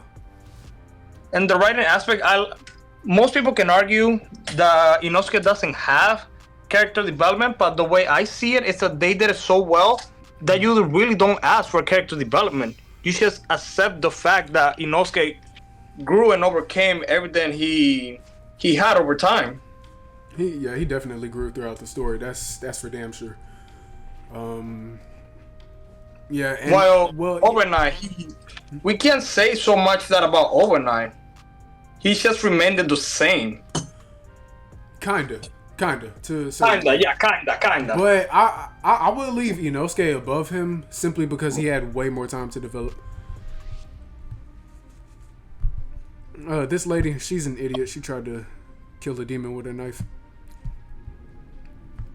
Okay, I can't remember her name. She just died. I mean, she's not like a fucking terrible character, but like, she just died. You know what? Actually, no, wait, don't I? Wait, why is he right here? That's kind of a weird spot. And let me put you on. Or maybe I should bulk up E. I don't know. Oh, Rengoku. Is Slayer here? Okay, while I wait on that. As you already know, me and Slayer, we're like the biggest Rengoku's fans, so we're gonna go all out for that. Oh yeah, that's. Hear this one out loud. Oh yeah, we're gonna get to that. We're just waiting on Slayer, that's all. Rokuto, you get the same rating as your sister. Rui. Growing up with a weak body, obviously, and when he was granted the strength, he had to pay the price of losing his family, which he cared about the most. And through that, he kind of shunned himself from them. Looked at it as a weakness to create his own family that would actually be strong enough to protect him instead of weak enough to die by his own hand. This is also why he like kind of tortured, some of his family members whenever they got out of line, because they just simply weren't like stronger than he was. He had a lot of natural talent. He had a lot of that was pretty much it. He just had like a lot of natural talent. He had the potential to be an upper rank. No. Yeah. So like, even with that, he still like created a family and always had replacements because he could never create a bond like as strong as the one that he had with his real family. That's a bond that he had severed himself. He grabbed the strings of him and his family and untied that bond completely and tried to connect it with something else, and it always loosened up and just disconnected. He can never like fully fulfill himself. And this went on up until he meets Tanjiro, obviously. So through seeing Nezuko like protect Tanjiro from an attack that he was about to die against, he realized like her strength overcoming his in a sense. And that's exactly what he wanted. He wanted to be in Tanjiro's place pretty much, which is why he tried to take her by force. And then Tanjiro, like through this, Tanjiro and Nezuko both show him that like through their bond, through their family bond, they awakened abilities that they had never had before. Through Tanjiro's bond, he had used the Hinokami Kagura that his father had taught him. And through his bond with Nezuko, she had awakened a new power within herself, a blood demon art.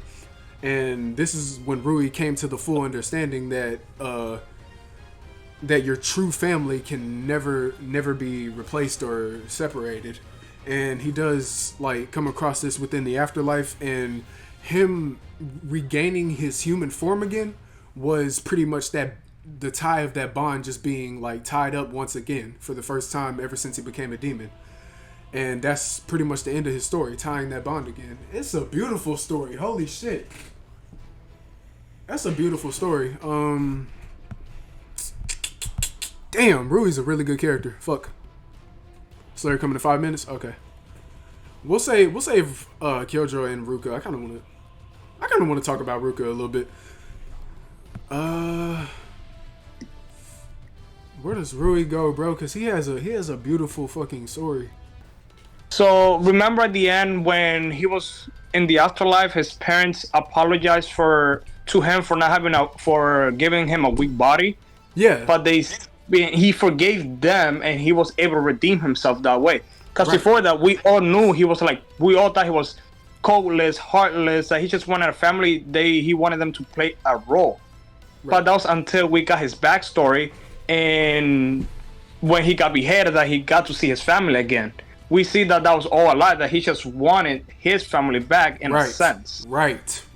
And I like that you brought out that forgiveness topic because, like, through them apologizing to him, he kind of ignored those words because he did state that, like, they flew past his head, but he did listen clearly. He did hear those words. But that was him untying that bond, like, severing the bond.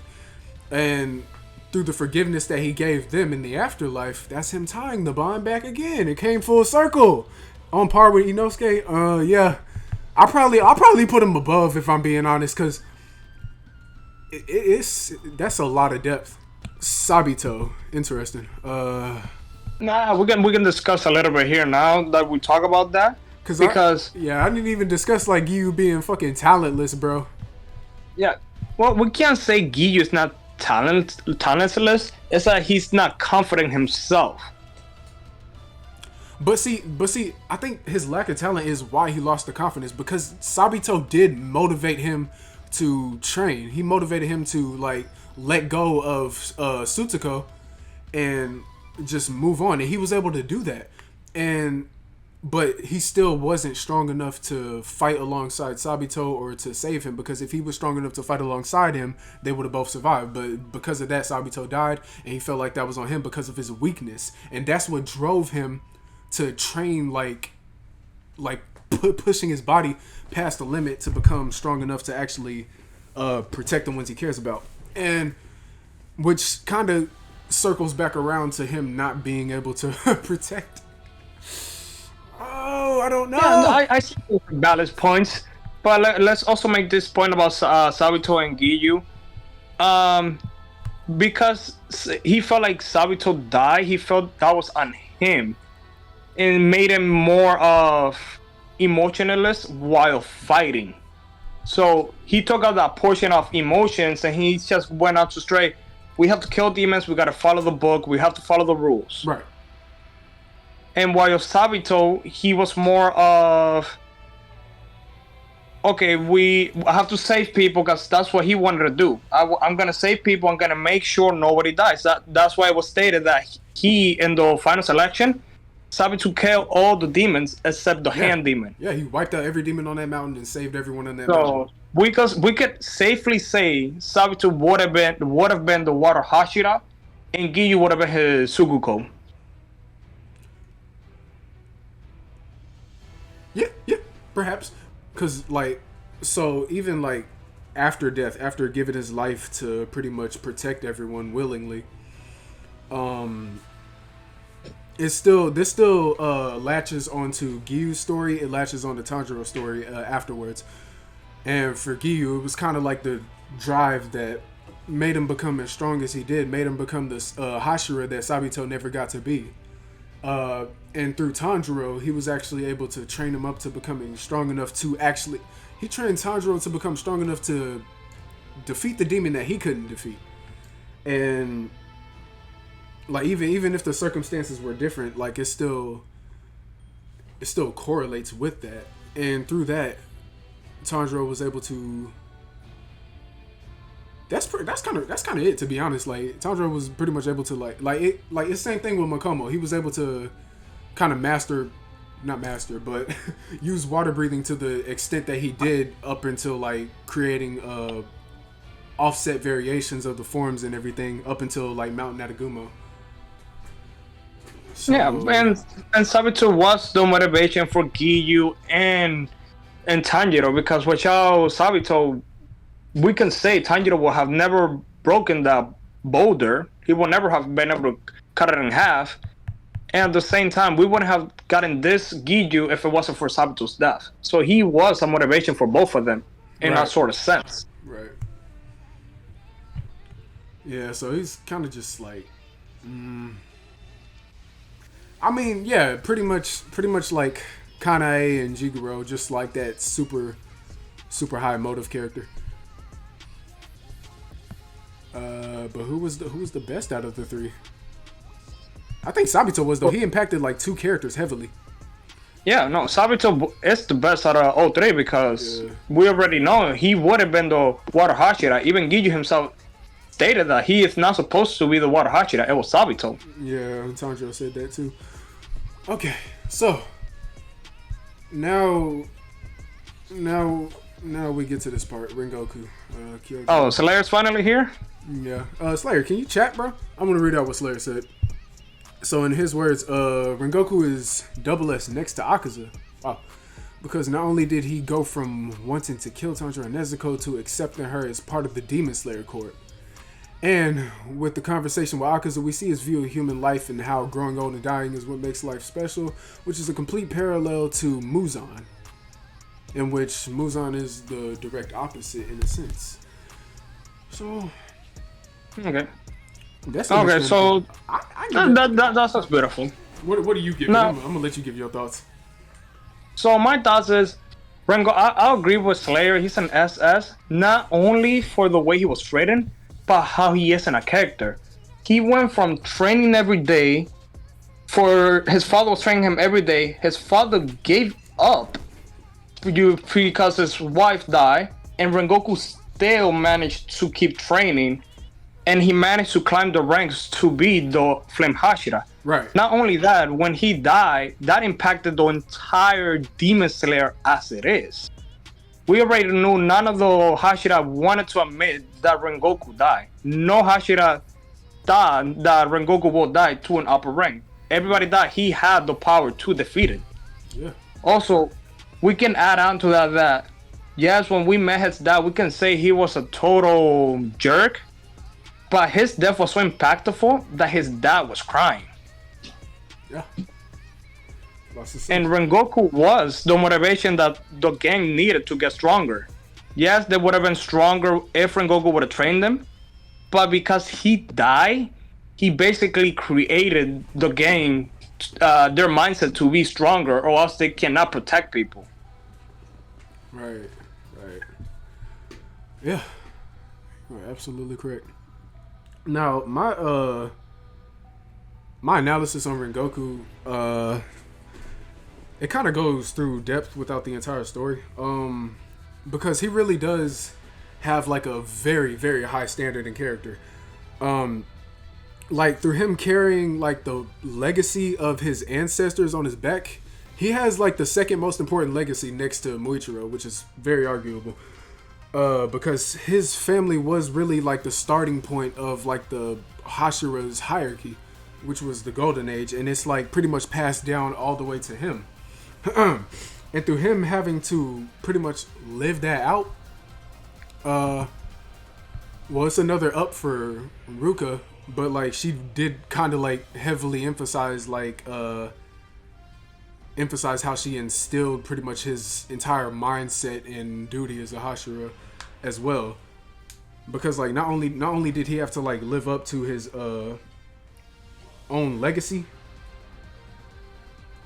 like through becoming a Hashira and whatever, but he also kind of kept his promise pretty much, fulfilled like everything that he needed to, everything that he wanted to. And like even through this, bro, shit, I don't know. Even like with this battle against Akaza, because they have like opposite worldviews. Like their view of the world is like completely opposite, and that which also ties in with his mother, because Akaza views like how the strong like should pity the weak, and only strong should exist in the world, which is sort of Muzan's motivation, as opposed to Rengoku, which as the strong protects the weak, they can rise up and become the strong that protects the new generation. And through that dynamic, it does tie in with the Kamaboko squad, because they are the generation that he is protecting, that he did protect, which led to them becoming strong enough to fighting the final battle. And like that was their like entire drive and purpose. Look, also gave Shinjiro the confidence to be comfortable with stopping the line there, of there always being a flame Hashira. Yeah, strength of the father at heart and spirit of the mother. He's the embodiment of the Hashira. Yeah, that's another thing though. He is the embodiment of the Hashira. Like throughout all character, like he is basically who they all strive to be in a sense of like personality and honor, because he really does carry he carries the most honor out of every Hashira, pretty much. Disregarding anything outside of his era. Because if you go outside of that, then you run into fucking Michikatsu. But like even with that, he still does like have an insane drive within himself too.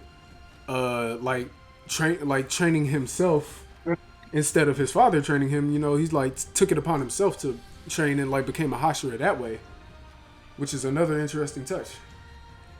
I don't know. He just has like a really good dynamic about his character, bro. Yeah, and we can't forget how when he died, he still managed to inspire the Kamado squad.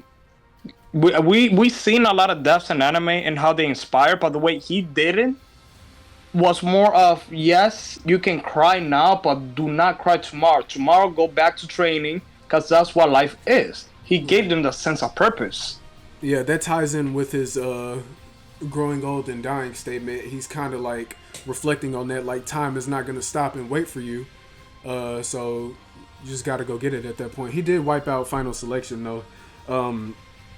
Yeah, he did pretty much perform a Sabito feat and kind of like just saved a bunch of people at Final Selection. But like this led to like a harsh reality pretty much within like his first mission as a Mizunoto Demon Slayer. Where he found those boys that he had saved, like, all dead to the asshole flute demon or whatever. Yeah. And, like, even through that, he was able to, like, overcome, like, physical downfalls in order to defeat that demon. Like, still disregarding, like, any physical weakness. He does this again against Akaza, too. Like, disregarding even, like, having a fatal wound, still manages to use his full strength and push his body past his limit to overpower an opponent that was stronger than he was, in which he successfully did up until Sunrise. Yes. I don't know. He has a very, very strong character dynamic. I think it's definitely worthy of Double S. He does. Even after death, he still impacted Akaza. He did prove Akaza wrong. Yeah. Because remember, because Akaza's viewpoint was the weak will stay weak. Right. But when Tanjiro fought him again in the Infinite Castle arc, remember he said to himself, "Rengoku, you were right. This weakling, which was Tanjiro, got stronger." So his viewpoint still affected Akaza even after death. His viewpoint was actually the reason Akaza lost his head, because Akaza was still under the belief that, that the weak will stay weak. Yeah, Kyojuro wouldn't have gotten any stronger. But Tanjiro and Giyu both prove him wrong in the same fight. Giyu awakens his mark. Tanjiro accesses the selfless state and gets see-through world as well. Like they just completely surpass what he expected out of them. And this reflects on Kyojuro's words perfectly. Perfectly speaking. I think above Kokushibo. I can definitely put him above Gyome and Muichiro. Because he really does have a strong depth in like setting the standpoint of the Hashira pretty much. And like that's kind of why his fight was like first. Because him and Akaza were the opening to the strength of an upper rank and the full power of a Hashira. And they just execute that pretty much almost perfectly. Yeah, and if it wasn't for that movie, we would have never guessed how strong the Hashiras and the Upper Moon were. Because that's what set up the bar, how strong each and every Hashira and Upper Moon gotta be. Yeah. That was the fight that set everything for us. Oh yeah, and it set a standpoint that Tanjiro, Inosuke, and Zenitsu had to climb up to reach, and we see that throughout the rest of the story. Do I put him above Kokushibo? Because Kokushibo has a very interesting dynamic and story. No, she's a huge part of his character. I'll put him up here with the. This is honestly like the character motivation squad right here. Safe to say, I'm gonna put her right behind Sabito. Rokadaki, Sakonji Rokadaki. He lost every student except Giyu, and he just kept losing students, which is why he borderline gave up on Tanjiro's training and gave him an impossible task. Once he saw, because that's also another dynamic. He gave Tanjiro an impossible task during his training because he saw final selection as an impossible task to survive. So if Tanjiro can do the impossible, then he might have a chance in surviving final selection. But even after he cut the boulder, Sakonji still was in a disbelief that he would actually come back alive because he was so haunted by... The hell was that? He was so haunted by his past students dying. But when he did come back alive, that was just like a whole new awakening for him that kind of put him at ease. This is more of an up on beat this demon to death with this rock, right?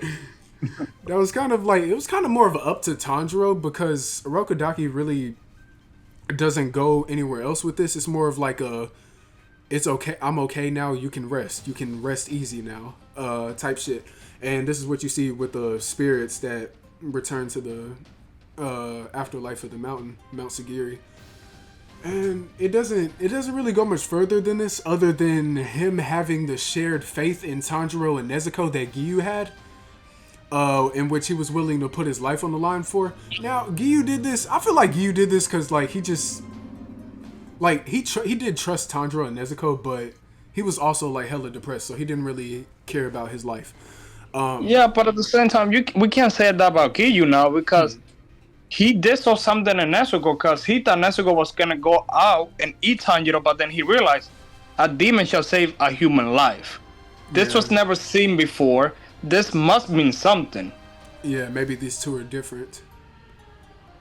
So he was willing to put his life on the line for that, and Urokodaki ended up seeing the same thing, in which he was willing to put his life on the line for, and that just drags on till the end of the manga, in which let's go over it. He's kind of just on guard duty for Nezuko. Yeah, but he also had an input on Nezuko. Remember, when she was sleeping, he kept like whispering, saying, "Human lives are precious. Demons are enemies." He put her under hypnosis. That's what it was.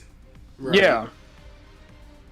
To ensure that she would never eat humans. And this was like when he was under the and belief final that, selection.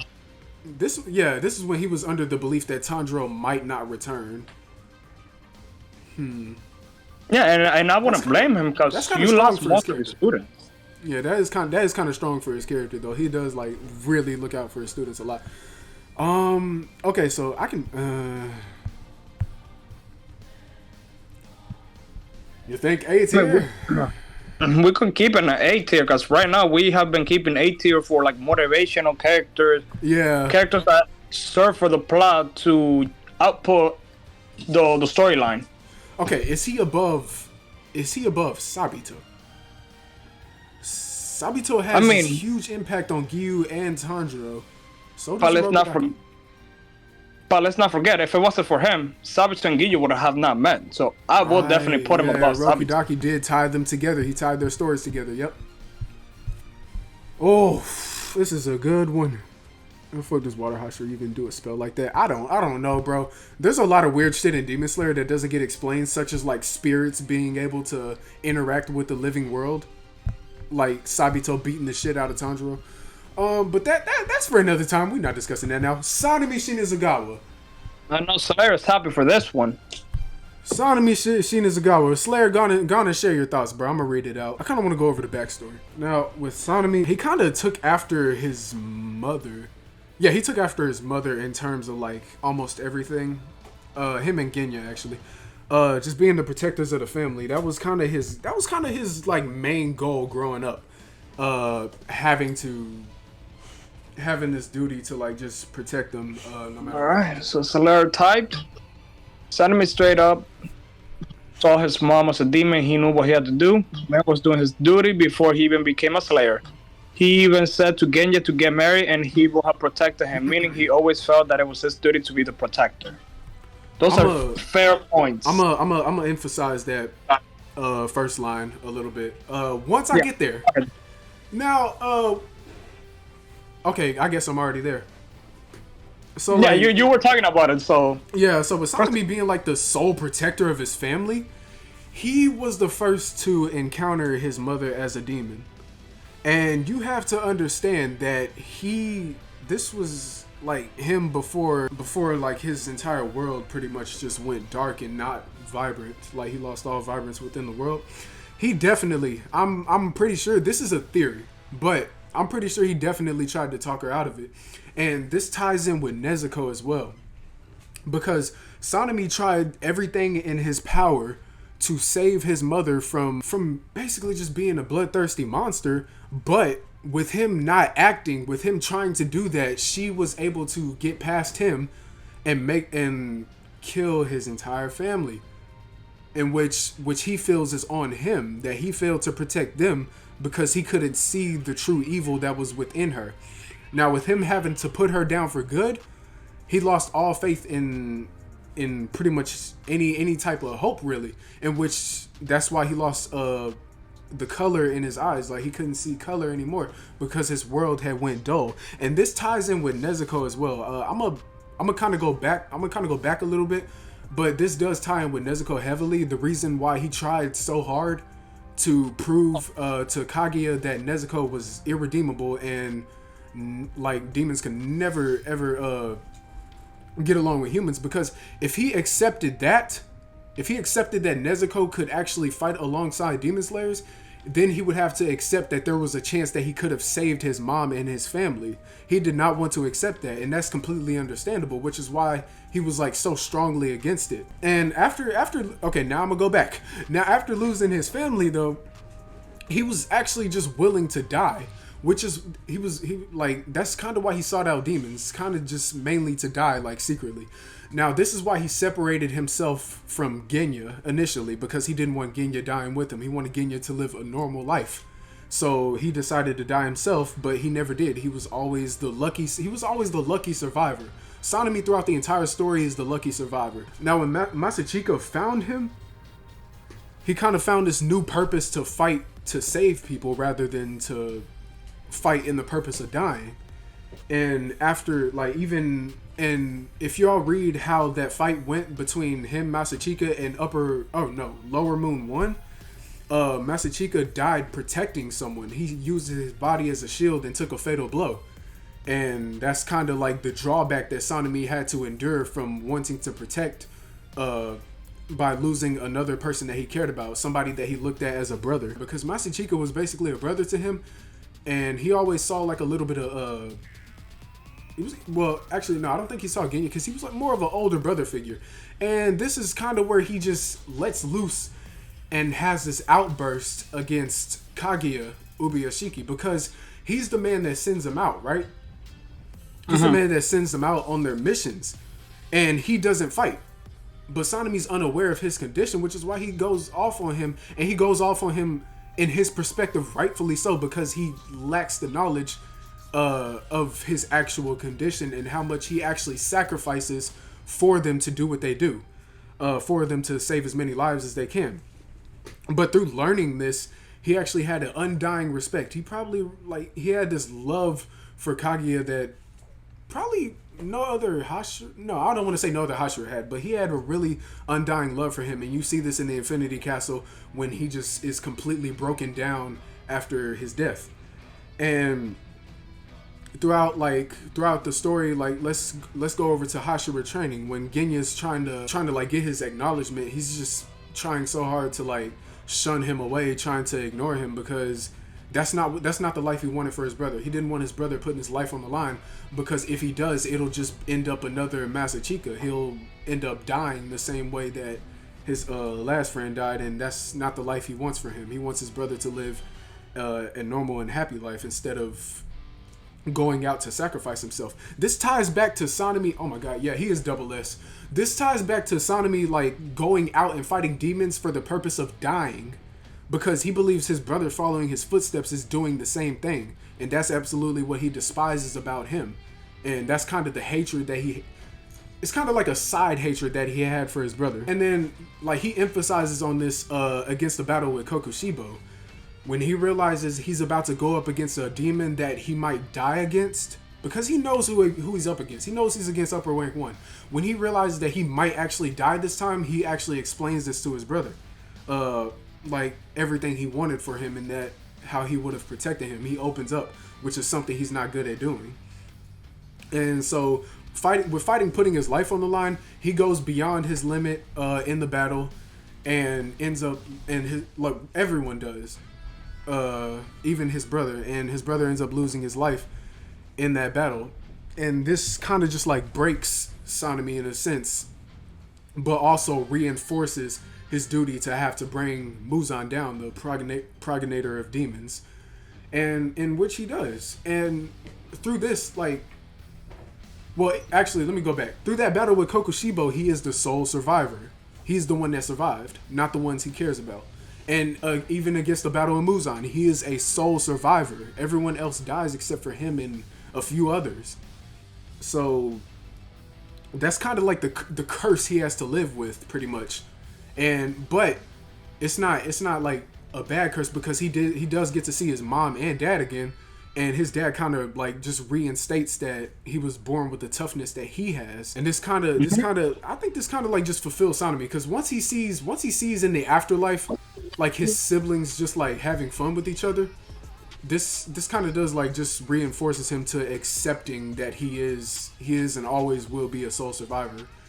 And that's kind of where you see the change in his character. He sees the good within Nezuko, like seeing his brother in her and all else. He kind of has like this huge personality change. He opens up towards Giyu, even, who he kind of hated beforehand. He opens up to Tanjiro a little bit. Not really, but a little bit. But yeah, he just kind of has like this huge shift in character. Definitely worthy of double S. I have him. I'm after all that, I'm putting him above Gyome and Muichiro. What do you think? Okay, so I'm thinking he's actually like above Rengoku, simply due to Rengoku being more of a plot device. Like he's like probably the perfect plot device, but Sanemi's kind of like a fleshed out character throughout the entire story. Yeah, Sanemi is a fucking hell of a character. Holy shit. She didn't do anything but laugh and die. Okay, Shinjiro, pretty interesting. Let's not forget, even though he couldn't swing a sword, he was still useful. He wanted to be useful in other ways. So he did help in the story. And I feel like when he did pass the hill to Tanjiro felt that he had an important role to play, because now it's not only for Nezuko's sake, but also Rengoku and Senjiro's sake that he's fighting for. So he gave another sense of purpose to Tanjiro to keep on going forward. Yeah, because Rengoku's legacy was passed down to Shinjiro, which he passed on to Tanjiro. So Tanjiro is basically carrying that legacy due to Shinjiro, because Shinjiro had that trust in him. He knew Kyoto, like, even from the words of what the crow had told him, he knew that Kyojuro had that much faith in Tanjiro, and so he carried that faith as well. And this kind of just like, even with him building the courage to deliver Rengoku's final message to his father, he kind of like just like snapped something within his father, that like, you know, he was able to like actually express his emotions, and Shinjiro was able to overcome that. We're gonna get to that though. But Shinjiro did play a role in that, and that kind of helped even with the finale of the story, which led to Shinjiro actually like posting guard for Kiria and pretty much the rest of the Ubuyashiki family alongside Tengen. This bitch can go. I'm putting the snake bit below Kaigaku only because Kaigaku's cooler than her. Okay, Tanjiro's family. Speaking of the Rengokus, we are on Shinjiro. I'm kind of in a stalemate. Oh, wait. He was useful and not useful at the same time. Now let me explain. Before we do that, where are we putting Shinjiro? We did not place him, actually. I mean, where do you think you want to put him? Would I put him above Ruka? Would I put him above his mother? Do you think his mother had a bigger impact on the story? I think maybe so, because she did have a huge impact on Kyojuro. Yeah, she had more of an impact, because remember, Rengoku is older than his brother, so she was there before he was, and in the flashback when she said to protect everybody, he was still a baby, and at the same time, Rengoku worked twice as hard because he felt like he had to make up for his brother not being a swordsman. Right. So I would put him right behind his mother. So yeah, that seems fair. But like, with him, the problem with Shinjiro is that he like set his standards way too high. He like looking into the guidebooks of like the first Flame Hashira all the way up until him, he set his sights on reaching the level of sun breathing, yet he was never able to accomplish this. This was a huge demotivator for him. Kyo still would have died, perhaps. This is a huge demotivator for him, and also losing his wife, which was, and like out of the understanding that she kind of meant more to him than anything else, that just completely broke him mentally. He is not a mentally strong character. He's not as mentally strong as a lot of characters here. But like with this breaking him, he just completely gave up on everything and didn't come to the full realization until after his son had died a warrior's death, protecting innocent lives as well,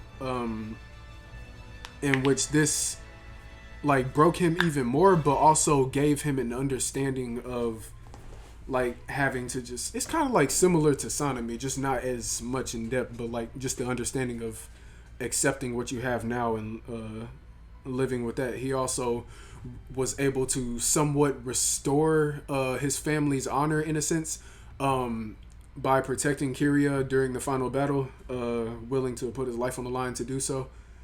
And that it's a strong moment for his character, but then again, all his downsides do kind of drag him down a little bit. So yeah, I could say B tier. Oh, Tengen Uzui. Oh. Tengen Uzui. Let's hope Sonic is not here. Okay, now Tengen has probably the biggest story out of all the Hashira that's not shown in the main storyline. So growing up as a shinobi, he had to endure kind of pretty much shinobi world, harsh standards. Not just a shinobi world, but like a heavily declining one that was fighting to survive. His father had absolutely no care for him or his siblings' conditions, and only wanting to root out the strongest of them. Tengen, being born with the talents that he was able to become one of the strongest and survive the training. The training was so harsh that some of his siblings had died. I don't remember how many, but some of them had died due to the training. But then by the time he was around 15, I believe, a 15-year-old, he was sent, him and his siblings were sent on a mission. Excited for season 3, no doubt. Him and his siblings were sent on a mission to basically eliminate their targets. And they were all fully clothed, fully covered. So by the time they had all killed each other, Tengen had realized that it was just him and him and the second youngest brother left. Like, it was just them two by the time they realized they had killed their family unknowingly. That way, it was their father's twisted way of rooting out the strongest of them and getting rid of the weak ones. He does hold himself to the standard of being this, like, god that's pretty much invincible, but like he is still under the reality that he's not as great as some characters. Like when he notes out Rengoku in particular, you know, he can't hold the amount of honor that Rengoku has due to his past, due to the sins that he committed in the lives he's taken, and he also can't hold up to like his stature of being able to like fight off something as strong as an upper rank while letting not a single person die, because he has let people die countless times against his own will, and this basically haunts him. And so going back to like his whole backstory with his brother like being exactly like his father, he knew that he was like far from saving, so it was basically just him. And Tengen basically saw his family as twisted, as long as like his entire clan, I mean, and he actually considered going Itachi on them and wiping them out, but the reason he didn't do it is because he couldn't bring himself to fight or kill his brother and father. He couldn't bring himself to get rid of his own blood like that. So he decided to go about his own route and allow fate to take care of his family. Now, with him and his wives, he developed pretty much a strong care for them, and for pretty much solidified a care for themselves that they had to uphold, putting them before anything else, basically putting them before the mission instead of the mission before them, meaning they're not just sacrificial pawns, they're actually, beings with value. They have like a strong value in the world, and they have a strong value to him, and he really cares about them.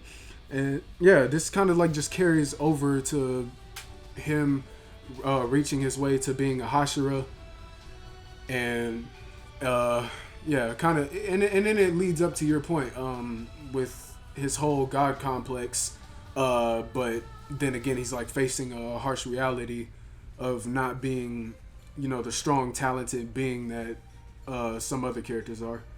But even so, he still lives with it. He still fights his hardest, and he still, tries to do the best that he can, and he did that, and that all led to an upper rank being defeated for the first time in over 100 years. Honestly, that flamboyancy thing, it like ties into his past. It's kind of like his promise to his siblings that he's gonna live his life as like flashy as possible, and that kind of ties in with his breath style. He's gonna like just he goes all out with everything. His appearance, his attitude, even his fighting style. Like, he doesn't even have to resort to being like a sneaky ninja or anything. Like, if he's gonna fight, he's gonna like make sure everybody fucking knows he's fighting. And that's like a beautiful thing about his character. I love the egotistical side, but I also love the understanding side that, he's just not like the absolute best, but he still strives to get there. And, man, yeah, he's an S tier character for sure. Shinobu Kocho. Oh, her character's really complex, and I first saw this when she was first introduced. Yeah. Because at first she thought, I thought for myself that she was a nice person, that she wanted to be friends with Demon. But no, this was all an act when Tanjiro was able to smell her anger, which makes her a complex character. And also, that's not the only reason that makes her a complex character. It's her way of dealing with things. Like, yes, she has a fast draw speed, but her backlash is that she doesn't have enough strength to cut a demon. So she developed her own ways to cut a demon, which is use poison. Now, if we want to forward a little bit, she also taught Kana how to fight, which that's really impressive. And then she had a contingency plan when she met Doma, which none of us knew about it until the fight came in. Right. Because she knew she wasn't gonna win that fight, so she knew that her predecessor was the one that was supposed to defeat Doma.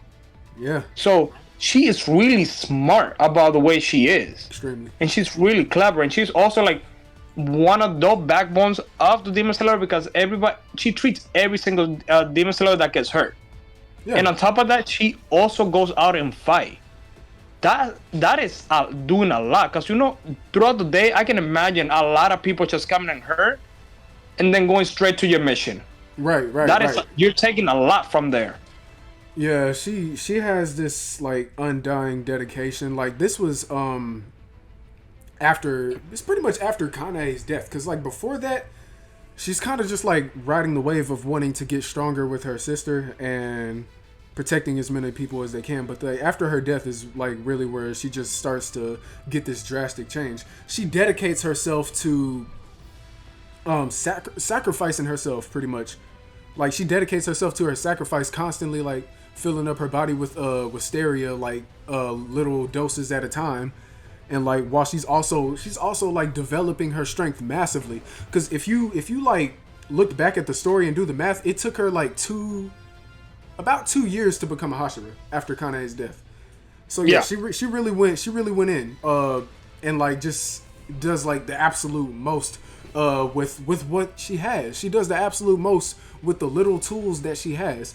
And like, she's extremely intelligent, like you said. She's like an expert in pharmaceutics because her parents were working with that stuff too and all that shit. She picked it up from them.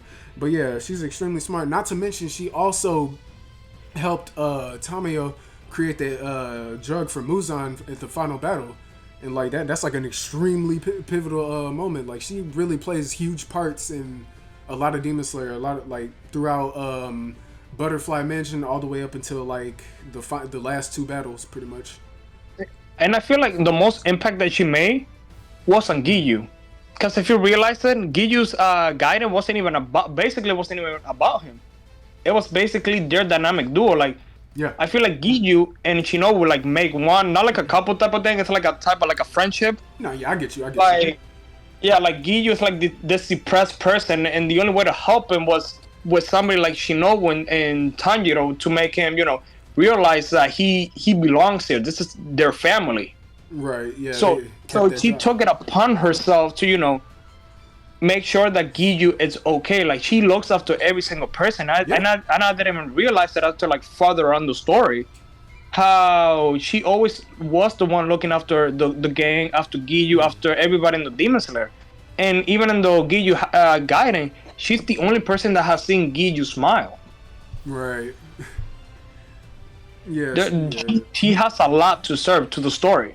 Definitely. Yes. She is an extremely pivotal character to a lot of characters, Giyu and Tanjiro in particular.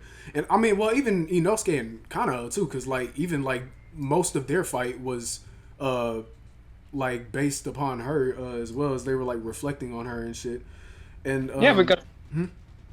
because even it came to me to a shock, especially when Inosuke was crying that Shinobu died by Doma. Like, I didn't thought at first, we were gonna see Inosuke cry, but it was because Shinobu was like his mother figure. Like, as far as Inosuke knew, he didn't have a mother, and that's where Shinobu filled in that spot, like that spot that was missing for Inosuke. Yeah. Okay, I'm thinking between A and S right now because she's an extremely important character. Like, everything you said about her, like, that's kind of like the majority of the entire story, like, that she has a lot to do with. And especially with the Muzan battle and everything. Okay, I can't remember her name. Sanemi's mother. Now, she built the foundation of Sanemi and Genya's will to protect their younger siblings because she did everything in her power to protect them from their abusive father, while they kind of passed that down and protecting their siblings. It's kind of like a Ruri story dynamic, just done right. But it doesn't. She doesn't really have a reoccurrence in Genya and Sanemi's story. Like, there's no like backbone driving motivation for them. It's kind of like they reflect on it like towards the end of their story arcs, like Sanemi meeting her in the afterlife and Genya not really kind of just like reflecting on his past in the middle of the Swordsmith Village arc, but he never really goes back on that. He's more focused on like Sanemi, which helps Sanemi's story. This boy, you can go right here. Slasher? What the fuck? Slasher. Spider brother, he was nothing. He was nothing. I will keep, nothing. I was just keeping an E. Yeah. Okay, we're not doing future characters. Baby Kamado. This is Sumiyoshi's baby. I just put her low D. She's kind of cute though. I'll put her like I'll put her above Rokuta because she's cuter than Rokuta. Okay, Sumiyoshi. This is a very interesting character. But well, actually, I don't know. Sumiyoshi. He's basically just another Tanjiro. He's basically just another Tanjiro, to be honest. His personality doesn't differ from him at all. But Sumiyoshi did do something extremely important, though. He started the whole Hinokami dance practice that their family had pretty much instilled, which led up to Tanjiro taking it up, which led up to the Hashira awakening their marks and stuff, which led to the finale of the manga, which Muzan's defeat. So he's the one that hid the sun breathing dance. Yeah. He started the Hinokami Kagura dance and passed it down. So basically, when the story was dying, he started it back up. So he's actually important if you think about it in a way. He indirectly helped the battle, because if it wasn't for him hiding the sun breathing, there would have been no Tanjiro basically. I mean, yeah, there would have been a Tanjiro, but he wouldn't have chosen that. Yeah. And at the same time, the sun breathing would have died. So Tanjiro would have to make his own techniques for the sun breathing. Just as important as Tanjiro is. Do you think I can put him above Urokodaki for that purpose? above. I mean, like, all the motivational characters. you could, because if it wasn't for him, basically, like I said, Tanjiro would have created his own breathing techniques, and some breathing takes a lot out of Tanjiro when he even does like 1 or 2 moves. He's already having heartburns. So imagine creating your own sun breathing techniques. Right, and through that, his family was able to kind of get an off-put version of the mark. Some of them were able to access the transparent world. Some of them were able to enter supreme territory. It's a lot of crazy shit. So he's pivotal. Character. He didn't only help Tanjiro. He basically helped the whole entire Demon Slayer. Yeah. Holy shit, that's so long. Yeah, this list is pretty long. There's not a lot of characters. Yeah, man, we're almost there, guys. Don't worry. Almost, yep. Susumaru. She was just a kid that liked to play with Tamari balls, got turned into a demon, and it just died really because, like, as a demon, she kind of just... Yeah, all in the same episode. It's kind of like... Yeah, it's kind of the same dynamic as... It's pretty much the same story as Slasher, pretty much. It just turned out differently. But I do think Susumaru is pretty cool. If she's in E, she's at the top. If she's in D, she's I don't know, but is she worse than like these characters though? I'll put her below Imu. Alright, seems fine.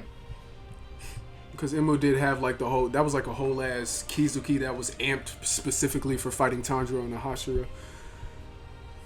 So yeah, I'm gonna give him props to that. This is Sumayoshi's wife.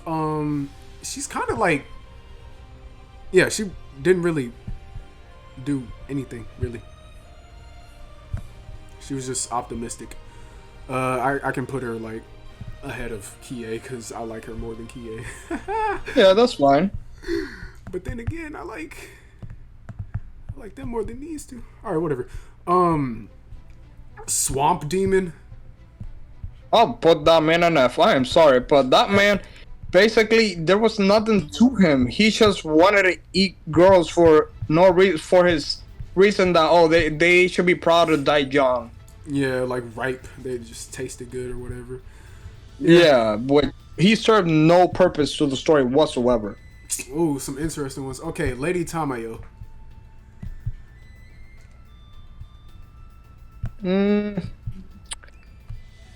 Now she was turned, killed her family, and Muzan kind of just like kept her around as an asset, pretty much. Until Yiroishi came away. He came, but that's a story for when he gets here. Yeah, so Yurichi kind of like helped Tamayo break out of her curse, and she took his words of being capable of bringing Muzan down seriously. She decided to spend the rest of her life helping humans, as well as like trying to build towards a plot to defeat Muzan in response to like redeeming herself for killing her own family. She serves a lot because right after Muzan was almost defeated, she felt relief.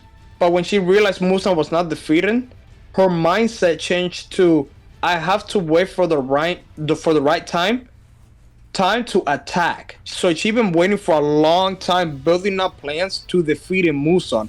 So luckily, Tanjiro came along, and they worked together. So that helped the plot, because now she has somebody that can work with her from outside without Muzan trying to find her. And at the same time, Tanjiro's getting blood from all over the places, and she analyzed those bloods to make the drug for Muzan, which is later used to defeat him. So she does a lot for the plot. Yeah, because she does like pretty much put Tanjiro on the mission to gain blood, in which she studies to turn demons back into humans, and she succeeds in doing so. With her doing this,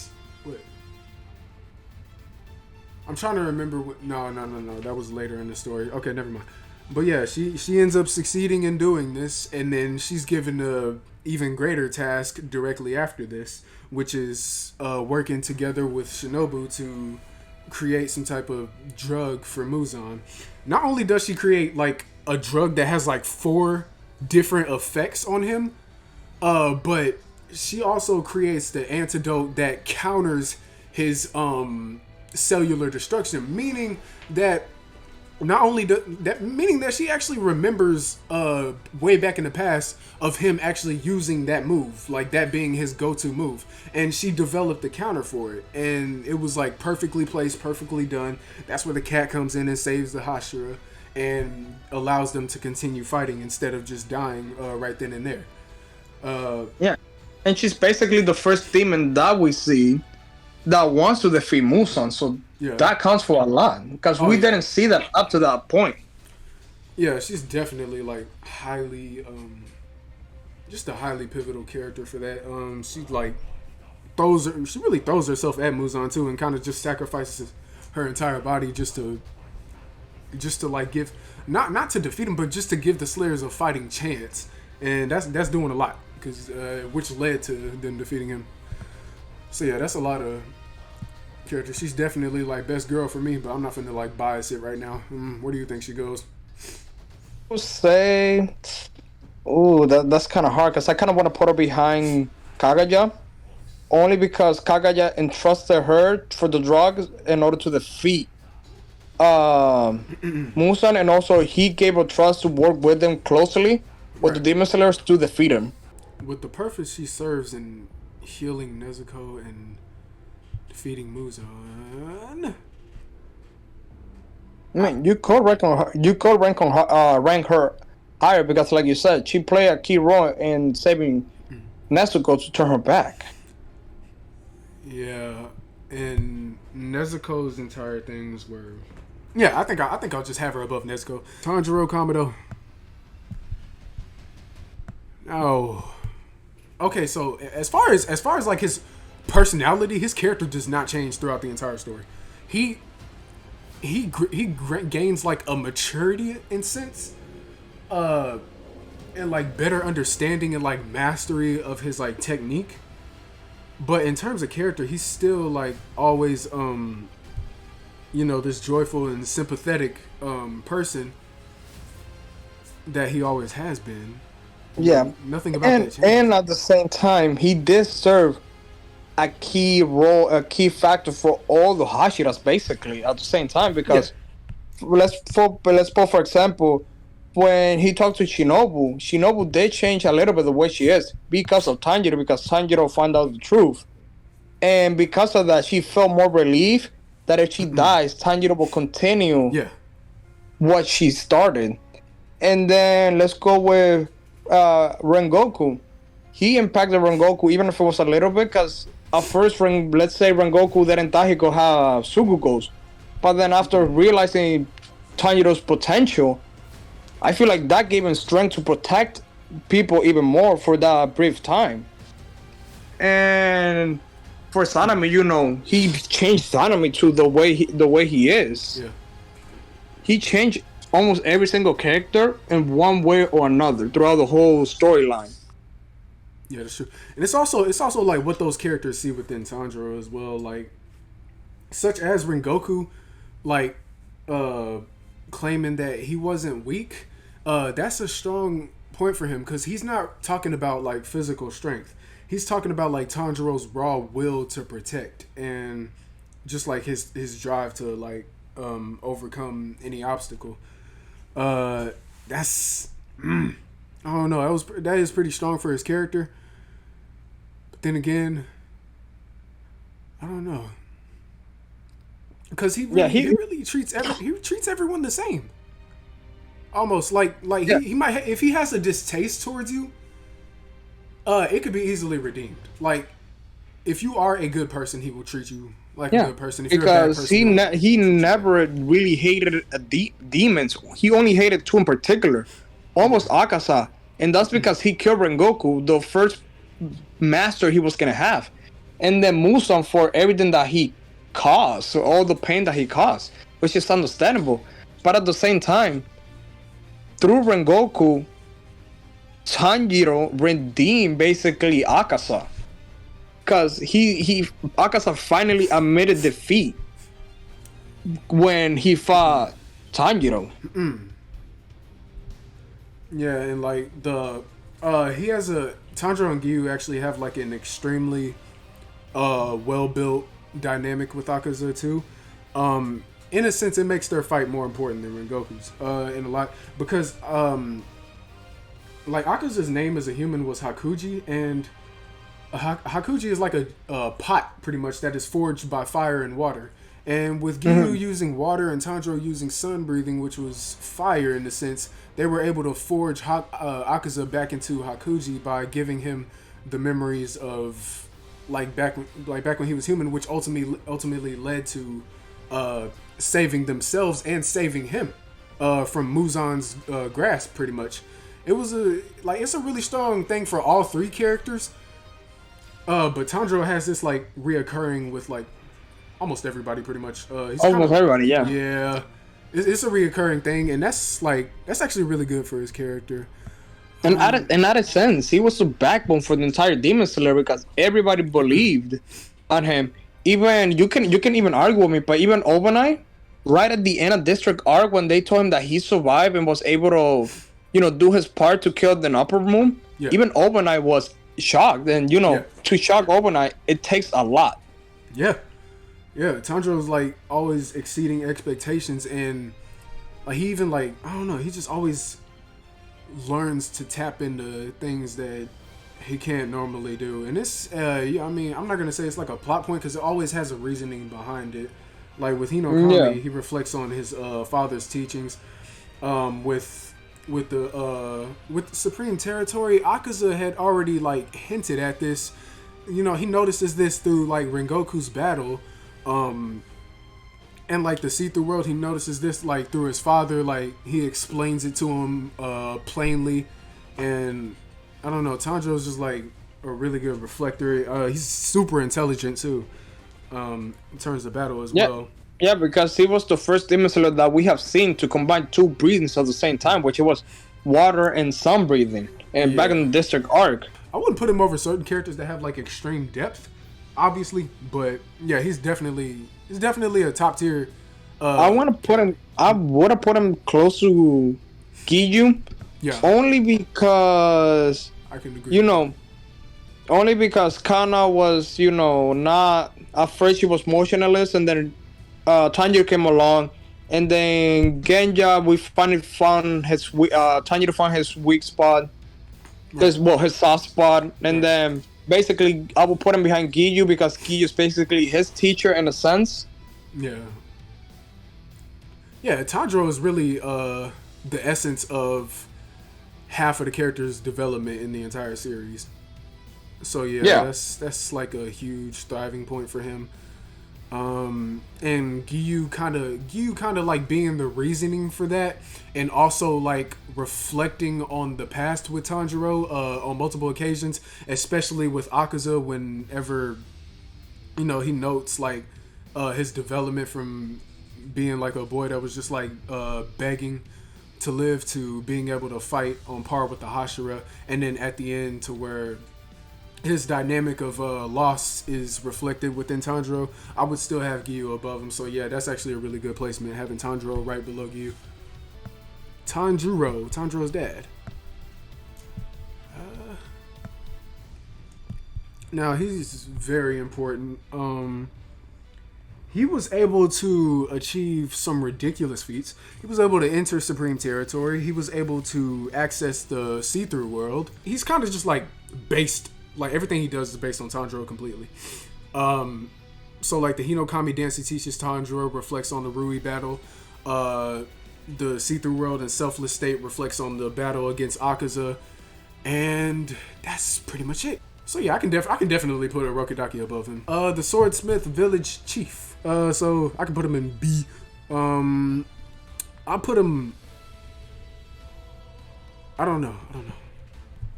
Behind Murata, I guess. Okay, Temple Demon, you get a hard F. Okay, I'll put you right there. Okay, this guy is interesting. He has one piece of dialogue that's like really strong for Muichiro. This is Muichiro's Swordsmith. He has like one page. No, well, he kind of like asked Muichiro's like his purpose, I believe. And this leads to Muichiro's like understanding.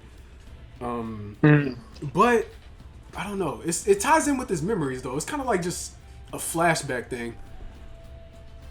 Like it's kind of like he has the same amount of importance as Muichiro's like other memories, because it just like all ties into this one person asking him the question, which leads to him awakening his mark. It's pretty interesting in a sense. I do love the way it's written though. I can definitely I don't want to put him over like active characters. Damn it. You know what? Nah, I can't put him over these two girls either. Fuck. I'll put him below the Ubuyashiki family. Because I definitely wouldn't have him below Koinatsu. He is very, very interesting. Like, the little bit of dialogue that he gets is actually perfect. Akaza double S? Yeah, definitely, bro. Like, come on. This girl, she doesn't do anything at all. She falls asleep and stays asleep. Tongue demon, you get an F, just disgusting. Okay, Tsutuko Tomoyoka, fuck. She just dies protecting him, and this leads to his protection complex, because he does kind of have one, alongside Sabito. But Sabito did have like a larger impact because it was more tied with his Demon Slayer side. This Tsutuko, she kind of had more of an impact on his personality rather than Sabito, who had an impact on his personality and his pretty much stature as a demon slayer, I guess. Yeah. So I will put her. I don't know. I'm gonna put her like a low B. Low B. Yeah. I put her above the comedy relief, but below Kodaha. Yeah, because they basically do the same thing. Yeah. Okay, and this is Uta, Yurichi's wife. Okay, she didn't really have much of a story at all. It's kind of what Yurichi saw in her, just this liveliness. She pretty much had nothing, so he was just like, "Hey, yo, come with me." So she was like, "Okay." So yeah, they just they just became friends. Yeah, 10 years lovers, and she died. Now, how does this? But this does impact Yurichi. It's really her impact on Yurichi, because when she died, Yurichi kind of just like had nothing except his brother, which he ends up losing as well. It's kind of like a loss trope for Yurichi. She is a loss plot device for a certain character. I can put her above Murata, the comedy relief gang. I'll keep her below Tsutuko and Kotaha, because they were like sacrifices, whereas she was kind of like a death appeal booster or whatever. Okay, Lower Moon.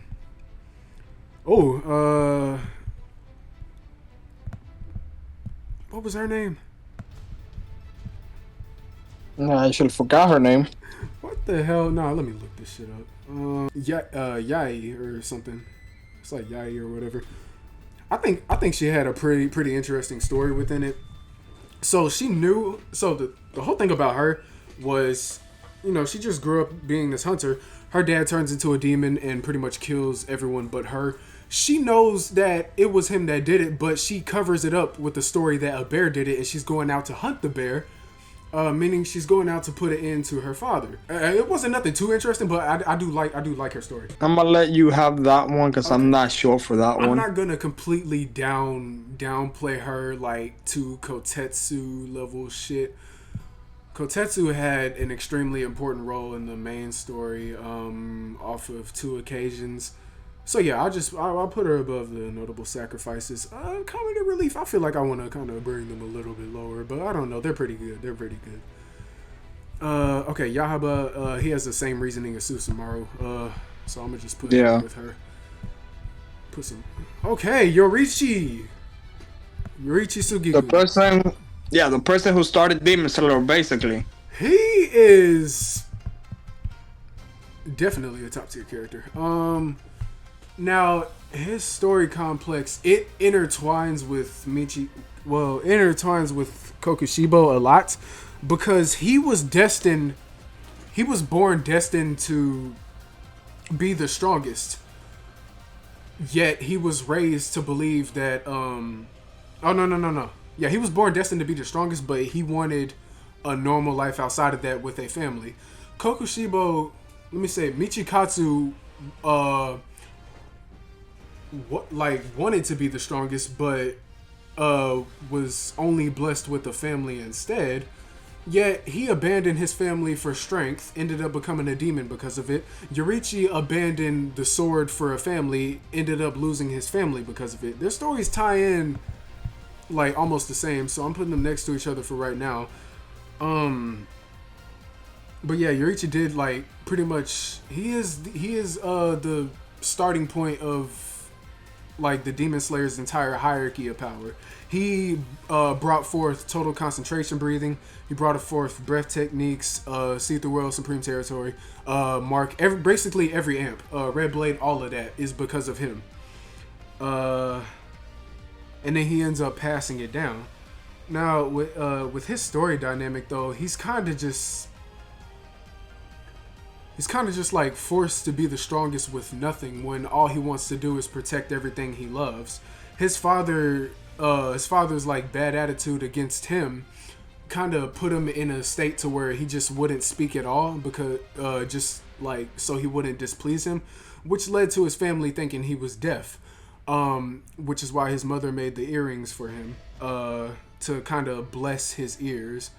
And you know, he always cared about her and his brother and respected them, like all the way to the end, pretty much. Like even like meeting his brother as a demon, he still had like that sympathy for him and wanted to put him to rest, but couldn't do it. So with Yoriichi actually like losing his wife, he accepted his fate of just being the strongest, and fully realized that when he encountered Muzan, and realized that that was his destiny when it really wasn't. Now, through Muzan escaping, he believed he failed, and more people are going to die because of him. Like, it's gonna be like more years of people just like suffering because of his failure. In reality, that was not his destiny. His destiny was to set forth the path to bringing Muzan down, in which he did by teaching the Demon Slayer Corps pretty much breath techniques and teaching Sumayoshi sun breathing, showing him pretty much, which indirectly taught him. And this leads to Tanjiro bringing forth Yoriichi's teachings all the way to the Hashira of the Taisho period, which ultimately leads to Muzan's defeat. Yoriichi's destiny is not to defeat Muzan, it's to create the legacy that will eventually bring him down, in which he fulfilled that indirectly. It's a very beautiful thing about his story. Especially like wielding sun breathing, like, which is the direct weakness to demons. I don't know, man. What do you think? I will put him up. I will put him in the SS. I will say, I want to put him next to Akasa somewhere, yeah. Only because to further proving your point, once he defeated Muzan, we can see throughout the story that he regretted not defeating him, because by not defeating him, he said that his brother became a demon, all his friends and family died, and he felt a great sorrow over that, but he still wanted to complete and go forward on his duty. Yeah. It takes a lot of willpower just to do that. Okay, we're down to the last three. Now we're on Yoriichiro. Kind of had that little sodomy type of complex. You know, he was happy until he lost his parents, and then he just forcefully like tried to keep his brother out of fighting to protect him. In which he actually does end up dying protecting him, and this leads to Morichiro's entire character arc, in which he reflects back on the past in correcting his brother's like wrongful. Now, I mean, he wasn't wrong. He went about it the wrong way. And once Morichiro realized this like boosted his character like a lot. And once he meets him in the afterlife, you know, he's just like sad that his brother had to pass at such a young age. Just remember the guns and machetes. Yeah, that's understandable.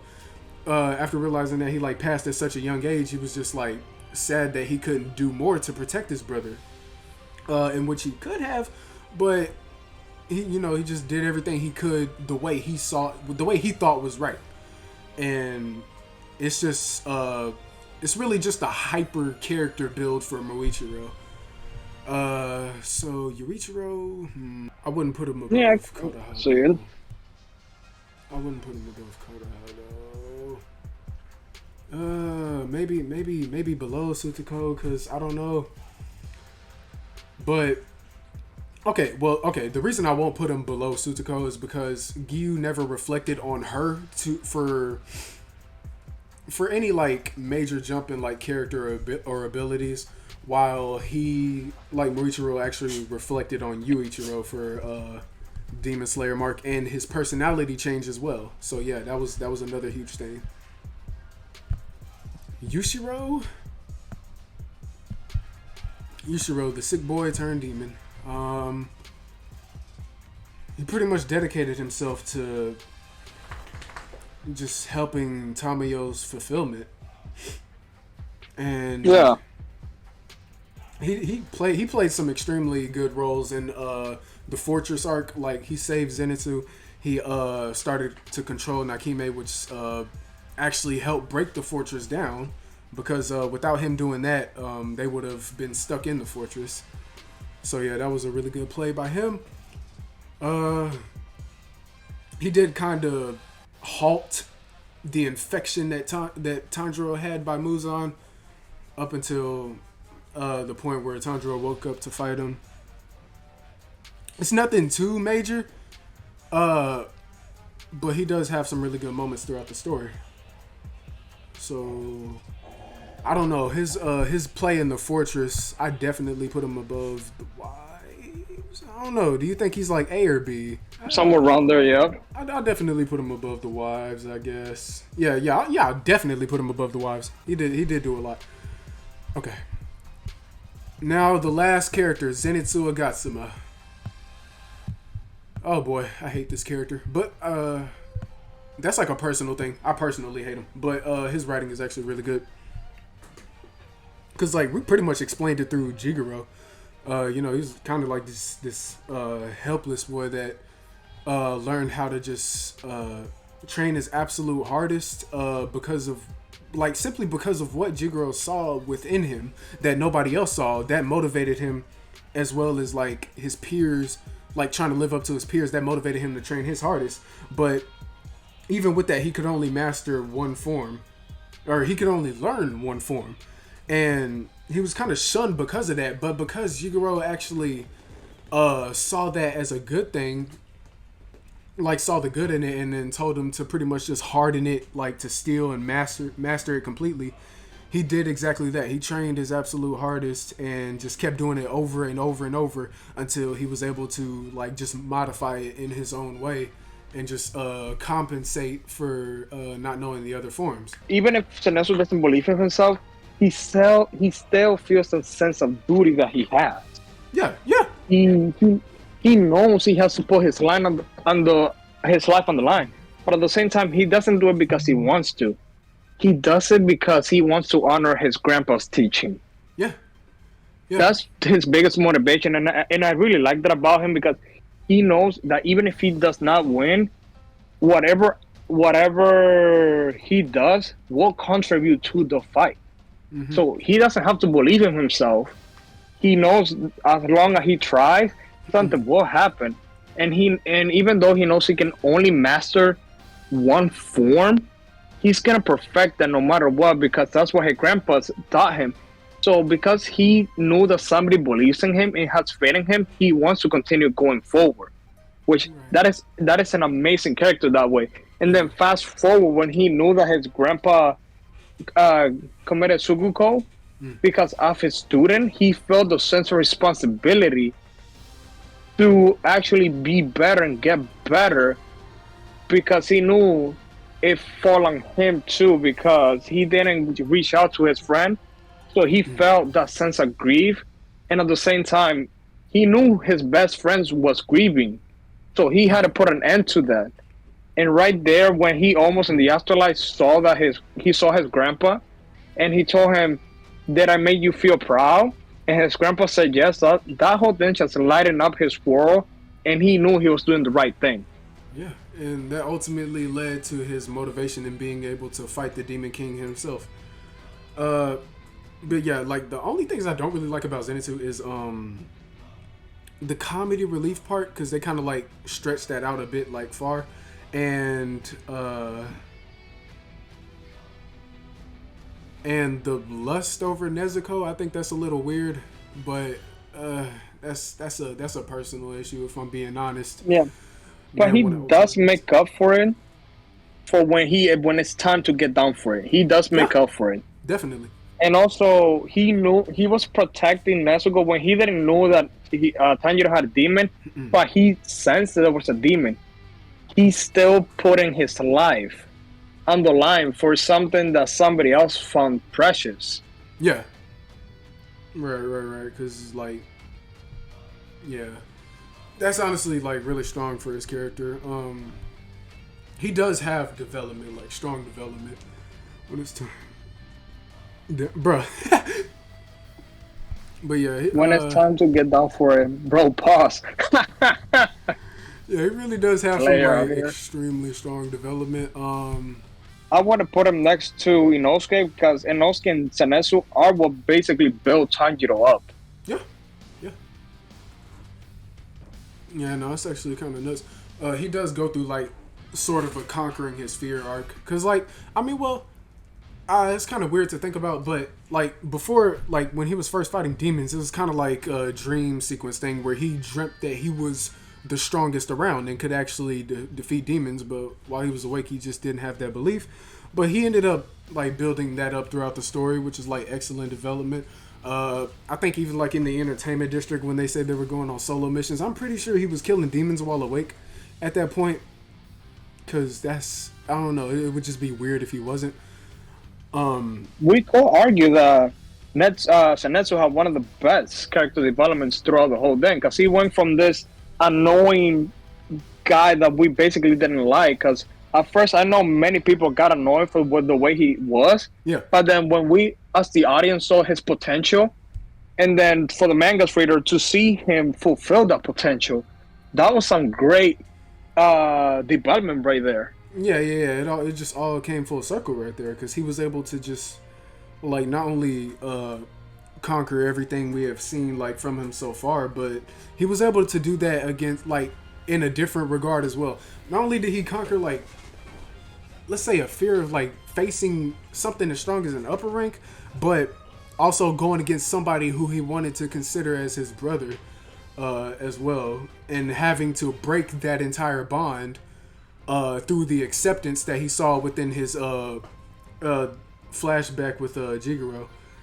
And like once he came with that full acceptance, you know, he hit the goodbye Aniki and ended that, put him at rest. Kind of just like fulfilled being his grandpa's pride and joy. So yeah, that's honestly just huge for his character. He's definitely above Inosuke. You think he's worthy of being up there with Shinobu? Based on his character development and the way he is, I can tell you he's somewhere there. If you want to put him in the S rank, I feel strongly that you can. I think he do. I think he deserves it because he conquers a lot throughout the story. Then I would put him right behind Tanjiro, because, like we discussed previously, with Shinobu hiding all that anger and letting it build up, and Kana basically having no emotions, and Ginja he won approval from his brother. Right. They have small impacts, but with Zenitsu, he had a full 180 character development. Yeah. It's like nothing that we have ever seen in the Demon Slayer world. Right, yeah. So yeah, I think behind Tanjiro is a very, very good point. Share the characters' personalities, but yeah, that is the full tier list. Am I being for real? Hold up. Yeah, honestly, yeah. Let me not. Yeah, oh yeah. That's the full tier list, bro. We are done. Yeah, that seems all correct for what we think. And if anybody disagree, feel free to comment and we can talk about it. Honestly.